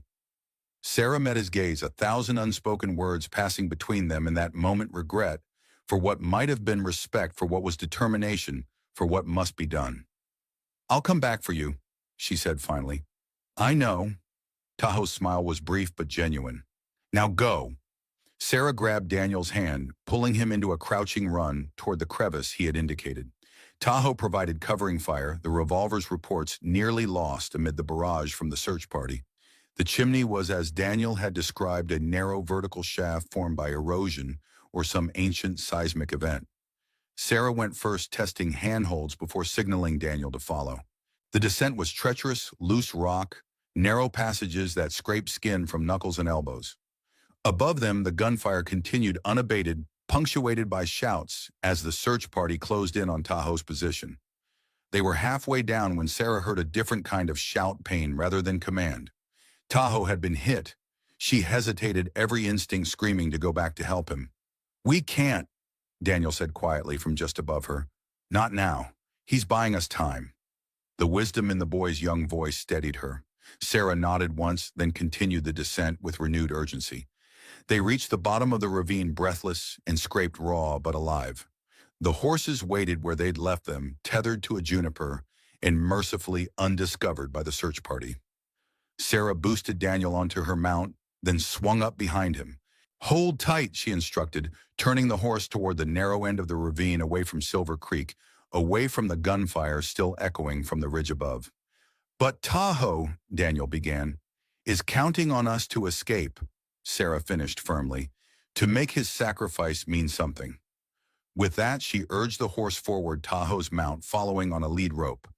They rode hard, following the ravine until it widened into a broader valley, then cutting east toward the territorial border. Behind them, the gunfire had stopped. Whether that meant Tahoe had been captured or killed, Sarah couldn't know. She could only honor his choice by ensuring Daniel reached safety and that Nathan Blackwood finally faced justice for his crimes. The gray cliffs rose stark against the evening sky, their weathered faces reflecting the last crimson light of sunset. Sarah reined in her exhausted horse, surveying the natural fortress before them. They had ridden hard for hours, following game trails and dry creek beds, doubling back occasionally to confuse any pursuit. Now, as darkness approached, they needed shelter. The cliffs offered caves, defensible positions, water from the small spring that bubbled from their base. "We'll stop here for the night," she told Daniel, who sat before her in the saddle, his small body rigid with exhaustion and unspoken fear. The boy nodded, too tired for words. They dismounted Sarah, lifting him down when his legs threatened to buckle beneath him. "Rest," she instructed, settling him on a flat rock near the spring. "I'll see to the horses and find us some shelter." Daniel obeyed without argument, accepting the canteen she offered and drinking deeply. Sarah tended to the horses, quickly unsaddling them and letting them drink from the spring before tethering them where patches of grass grew between the rocks. A shallow cave in the cliff face provided adequate shelter, deep enough to protect from the elements, shallow enough to allow quick escape if necessary. Sarah gathered what little firewood the barren landscape offered, building a small, nearly smokeless fire just inside the cave mouth. Only when these essential tasks were complete did she allow herself to truly look at Daniel, to see Nathan Blackwood's second son clearly for the first time. The resemblance was there, subtle but undeniable. The same proud nose, the same set to the jaw. But where Nathan's features conveyed arrogance and cold authority, Daniel's held a quiet dignity beyond his years. "You should eat," she said, offering him jerky and hardtack from their dwindling supplies. Daniel accepted the food, mechanically chewing, without apparent taste. "Is Tahoe dead?" he asked suddenly. Sarah settled beside him, her own weariness washing over her in a wave. "I don't know. He's skilled, resourceful. He might have escaped." "But you don't believe that, perceptive child." "I believe he made a choice. To protect you. To ensure Nathan's crimes are exposed." Daniel was silent for a long moment, processing this. "Because I'm proof. Living proof that Nathan Blackwood has Apache sons." "Yes. And the other proof, the massacre Tahoe mentioned." Sarah hesitated, uncertain how much to burden the boy with. But Daniel's steady gaze demanded truth, not comforting lies. "Nathan ordered the murder of 43 Apache people 3 months ago," she said finally. "Men, women, children. Because they lived on land that contained copper deposits he wanted, and because some of them might have known about his relationship with your mother." Daniel's eyes widened, horror replacing exhaustion. "He killed people to keep me a secret." "To keep both of you secret," Sarah corrected gently. "To protect his reputation, his business, his standing in society." The boy looked down at his hands, small, calloused from forge work, but unmistakably bearing the longer fingers, characteristic of the Blackwood men. "What happens now?" he asked, voice small, against the vastness of the desert night. It was the question Sarah had been asking herself throughout their desperate flight. What next? Where could they go that Nathan's influence couldn't reach? Who would believe their accusations against the territory's most powerful man? "We head for Phoenix," she decided, the plan forming as she spoke. "The territorial governor maintains an office there. We present our evidence, Clara's ledger, your existence, my testimony about Reed's confession." "Will it be enough?" Sarah wished she could offer certainty. "I don't know, but it's our best hope for justice." Daniel nodded, accepting this tentative plan with the same quiet dignity he'd shown throughout their ordeal. "You should rest too," he said, surprising her with his concern. "I'll keep watch for a while." Despite everything, Sarah smiled. "A few hours. Wake me if you hear anything unusual." She settled on her bedroll near the cave entrance, revolver within easy reach. Though exhaustion pulled at her, sleep remained elusive. Her mind circled constantly to Tahoe, to their brief, intense connection, forged in danger and common purpose. She had left him behind. A necessary choice, perhaps, but one that burned like acid in her chest. Eventually, fitful sleep claimed her, dreams filled with gunfire and falling rocks, with Nathan's cold smile and Matthew's empty eyes. She woke to Daniel's hand on her shoulder, his voice urgent in her ear. "Riders coming. At least 6. Sarah was instantly alert, reaching for her weapon as she moved to the cave entrance. Dawn had broken, pale light spilling across the rocky landscape. In the distance, dust rose from approaching horses, still small, but moving with purpose. "How did they find us?" Daniel whispered, crouching beside her. "Trackers," Sarah replied grimly. "Nathan employs the best." She surveyed their position, calculating options. "We need to reach higher ground, the cliff top." Daniel glanced up at the sheer rock face dubiously. "Can we climb it?" "We have to try. Our only advantage is position." Sarah was already gathering their essential supplies, ammunition canteen, what remained of their food. "The horses will have to fend for themselves." They began the ascent immediately, Sarah leading the way up a natural chimney similar to the one that had saved them the previous day. Daniel followed closely, his smaller size an advantage in the narrow confines. The climb was arduous, the rock face crumbling in places, offering precarious handholds that threatened to give way. Twice Sarah had to reach down and haul Daniel up particularly difficult sections.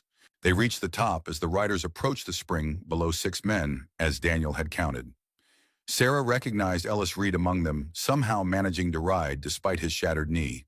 Beside him was Jenkins the blacksmith, and 4 others she didn't know, hard-faced men with rifles and the cold eyes of professional manhunters. Sarah pulled Daniel back from the cliff edge before they could be spotted. "Stay low," she whispered. "They'll check the cave first." They crawled to a position behind a large boulder that offered both concealment and a clear view of the approaches to the cliff top. Sarah checked her rifle, 5 rounds remaining. The revolver held 4, 9 shots against 6 armed men. Poor odds at best. Below, voices carried in the still morning air. "They're here," Reed's distinctive rasp. "Fresh tracks by the spring." "Cave," another voice responded. "Jenkins Peters, check it." Sarah watched as 2 men dismounted, approaching the cave with weapons drawn.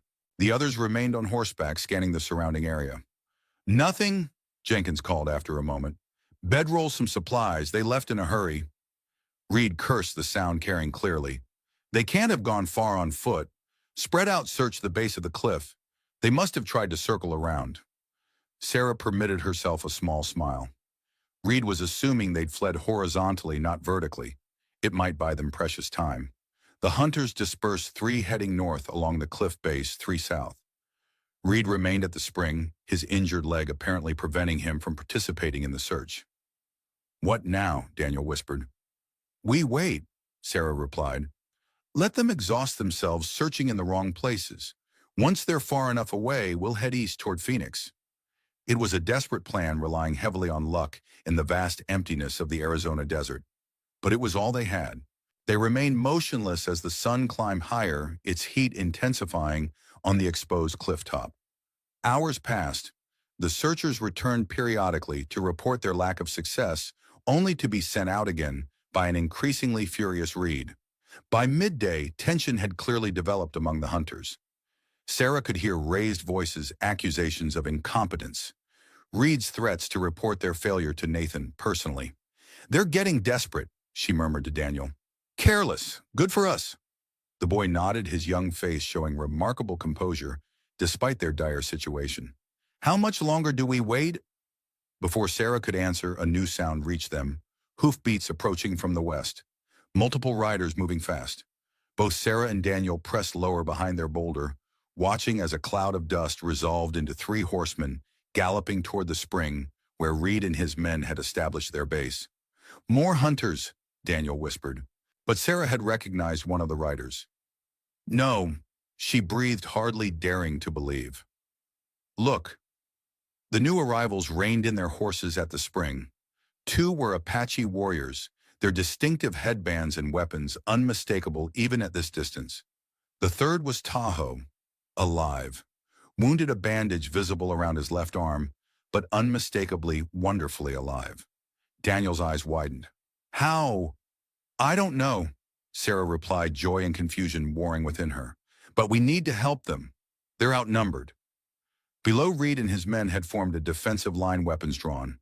Words were exchanged too distant to hear clearly, but the hostility was evident in every rigid posture, every raised rifle. Sarah made a swift decision. "Stay here," she instructed Daniel. "No matter what happens, don't show yourself unless I call for you."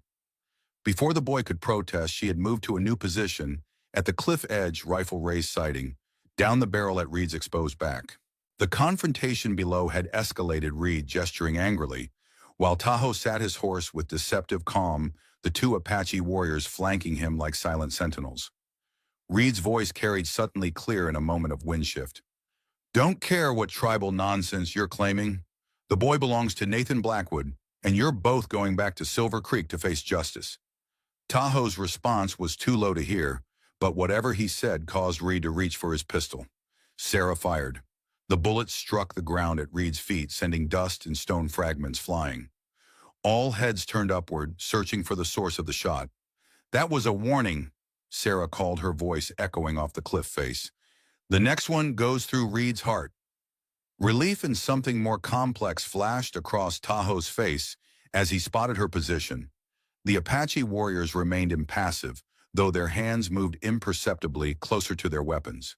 "Sarah Blackwood," Reed called back, fury evident despite the distance. "Always interfering in matters that don't concern you?" 43 dead Apache concern me," she replied. "Nathan's secret sons concern me. Justice concerns me." Reed laughed, the sound ugly and strained. "Justice? There's no justice for Apache lovers and half-breeds in this territory. Only rope."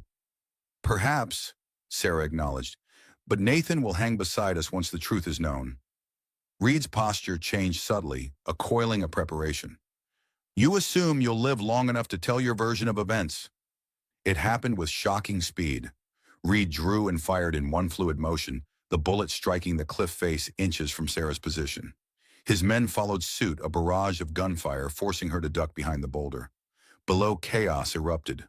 Tahoe and his Apache companions charged Reed's men, the clash of bodies and horses, creating a swirling dust cloud that obscured individual figures. Sarah returned fire, carefully picking her shots, aware of her limited ammunition.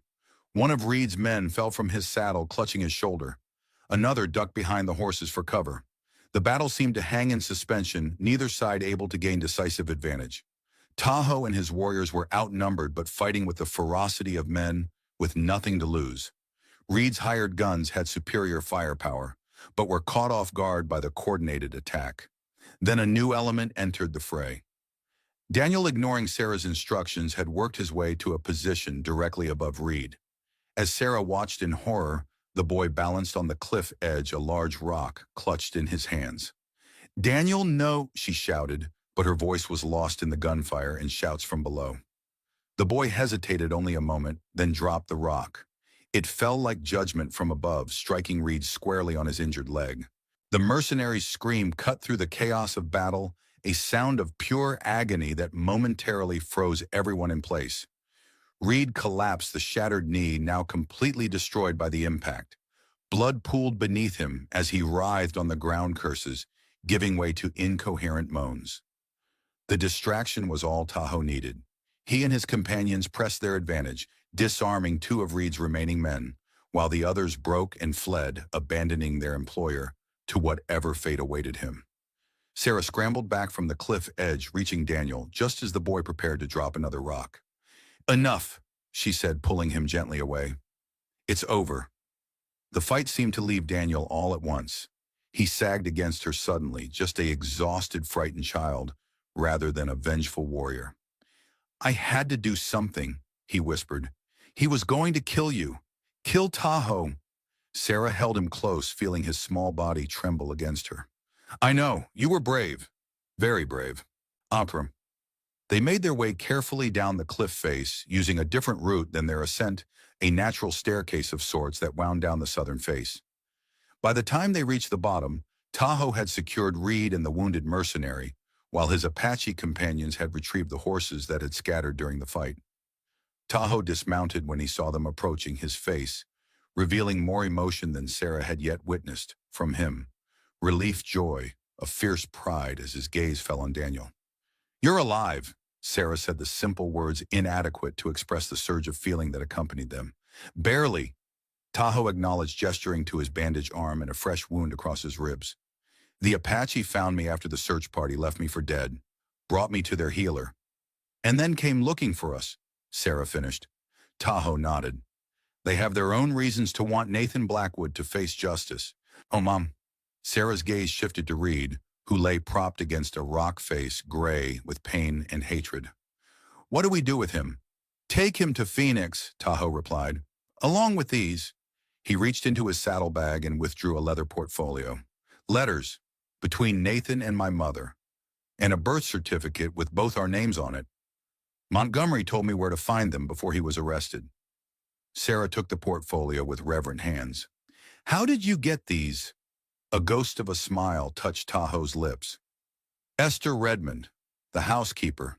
Apparently she never approved of how Nathan treated my mother. More allies than they'd realized. More people unwilling to let Nathan's crimes remain buried." "Phoenix, then," Sarah agreed. "All of us. With Reed and the evidence." Tahoe's gaze shifted to Daniel, who stood slightly apart watching this exchange, with the wary attention of a child accustomed to adults making decisions about his fate without his input. "All of us," Tahoe confirmed, moving to stand before the boy. "If that's what you want, Daniel." Daniel looked up at his half-brother, this warrior who carried his mother's medallion and his father's blood. "What happens after Phoenix, after everything?" It was the question none of them had fully confronted, the after. The rebuilding that would follow the necessary destruction. "That's for you to decide," Tahoe said quietly. "You have family among the Apache if you wish it. Or," he glanced at Sarah, "or you could come with me," she offered, surprising herself with how right it felt. "My homestead is empty, too empty. It could use a boy's laughter again." Daniel considered this, his young face solemn with the weight of choice. Could Tahoe come too? Sometimes. Sarah met Tahoe's gaze over the boy's head. Something unspoken passed between them. Possibility, potential, a future not yet written, but suddenly imaginable. "Yes," she said simply. "Tahoe would be welcome. Anytime." The Apache warrior inclined his head acknowledgement and perhaps promise in the gesture. "First Phoenix," he reminded them. "First justice." Justice? Daniel echoed the word, sounding strange but necessary on his young lips. They prepared to depart as the sun began its descent toward the western horizon. Reed was secured across a spare horse, his wounds treated as best they could manage. The wounded mercenary, deemed unlikely to cause trouble, was given a canteen and directions back to Silver Creek. As they mounted their horses, Tahoe handed something to Daniel, the silver medallion hanging from its leather cord. "Your mother's protection," he said. "It belongs with you now." Daniel accepted it, reverently slipping it over his head where it rested against his chest. "Thank you." The small caravan set out eastward toward Phoenix and whatever justice the territorial governor might provide. Behind them, the gray cliffs stood silent, witness to the battle that had been fought in their shadow, one small victory in a larger war for truth. Sarah rode alongside Tahoe with Daniel between them. The boy sat straight in his saddle despite his exhaustion, chin-raised eyes fixed on the horizon ahead. "Will it be enough?" she asked quietly, echoing Daniel's question from the previous night. "The evidence, the testimony, your existence as Nathan's sons."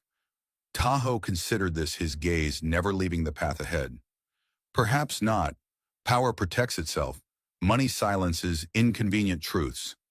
Then why fight?" The question contained no defeat, only genuine curiosity. "Because violence doesn't come from blood," Tahoe replied, echoing words Sarah had heard him speak in fever dreams. "It comes from greed disguised as law. And forgiveness doesn't erase wounds," Sarah continued, remembering. "But it stops them from bleeding." Tahoe glanced at her, surprised and perhaps impressed that she had remembered his delirious philosophizing. "Humanity only matters if we're willing to pay for it," he finished quietly. Between them, Daniel listened, absorbing these fragments of wisdom earned through blood and loss. His small hand reached up to touch the medallion at his chest, a tangible connection to his mother, to his heritage, to the future being forged in this unlikely alliance. The sun dipped lower, casting long shadows across the desert landscape. Ahead lay Phoenix, the territorial governor, the uncertain promise of justice. Behind them lay Silver Creek, Nathan Blackwood, 43 graves in a forgotten canyon. And somewhere in between, in this moment of movement, of purpose, of three damaged souls finding unexpected connection, lay the possibility of healing. Not a happy ending. Not yet. Perhaps never entirely. But a beginning with enough hope to sustain the journey. Sarah urged her horse forward, Tahoe matching her pace. Daniel between them, protected on both sides. Together they rode toward whatever waited beyond the horizon, three silhouettes against the setting sun, carrying truth like a flame through gathering darkness. Clara Wilson stood at her store window, watching as Nathan Blackwood's body was carried toward the undertakers. Not a grand funeral procession, just four somber men bearing a plain pine coffin and a handful of townspeople who had emerged from their homes out of curiosity rather than respect. How quickly the mighty fell when their foundations crumbled. 3 months had passed since Sarah, Tahoe, and Daniel had left for Phoenix with their evidence and their prisoner. 3 months of revelations, accusations, testimony before the territorial governor. In the end, Nathan hadn't faced the justice they'd sought, not in a courtroom at least. A bullet fired by his own hand had rendered legal proceedings unnecessary. His suicide note, brief and unrepentant, had admitted nothing while simultaneously confirming everything. Silver Creek was dying now, the copper deposits that had promised renewal tied up in legal battles between the territorial government and Nathan's eastern investors. Montgomery, exonerated and released from jail, had already departed for California, his faith in the town irrevocably broken. Clara would stay. Someone needed to remember what had happened here, the truth beneath the lies that had built and ultimately destroyed Silver Creek. The procession passed her window. Clara didn't bow her head or offer any gesture of respect. Instead, she turned away, moving to the back of her store, where a letter lay open on her desk. Sarah's handwriting describing life on the homestead with Daniel, the slow process of healing Tahoe's occasional visits, bringing news of his efforts to secure a proper burial and memorial for the massacre victims. Not a happy ending, Sarah had written, but a beginning with enough hope to sustain the journey. Clara folded the letter carefully and placed it in a box with the others' testimonies to truth that would endure long after Nathan Blackwood's name had faded from memory. Outside, the coffin disappeared into the undertaker's shop. The small crowd dispersed, returning to the business of survival in a town built on sand and secrets. Clara Wilson opened her ledger, picked up her pen, and began the day's accounts. Life continued. Truth endured. Justice in its own imperfect way had been served. It would have to be enough.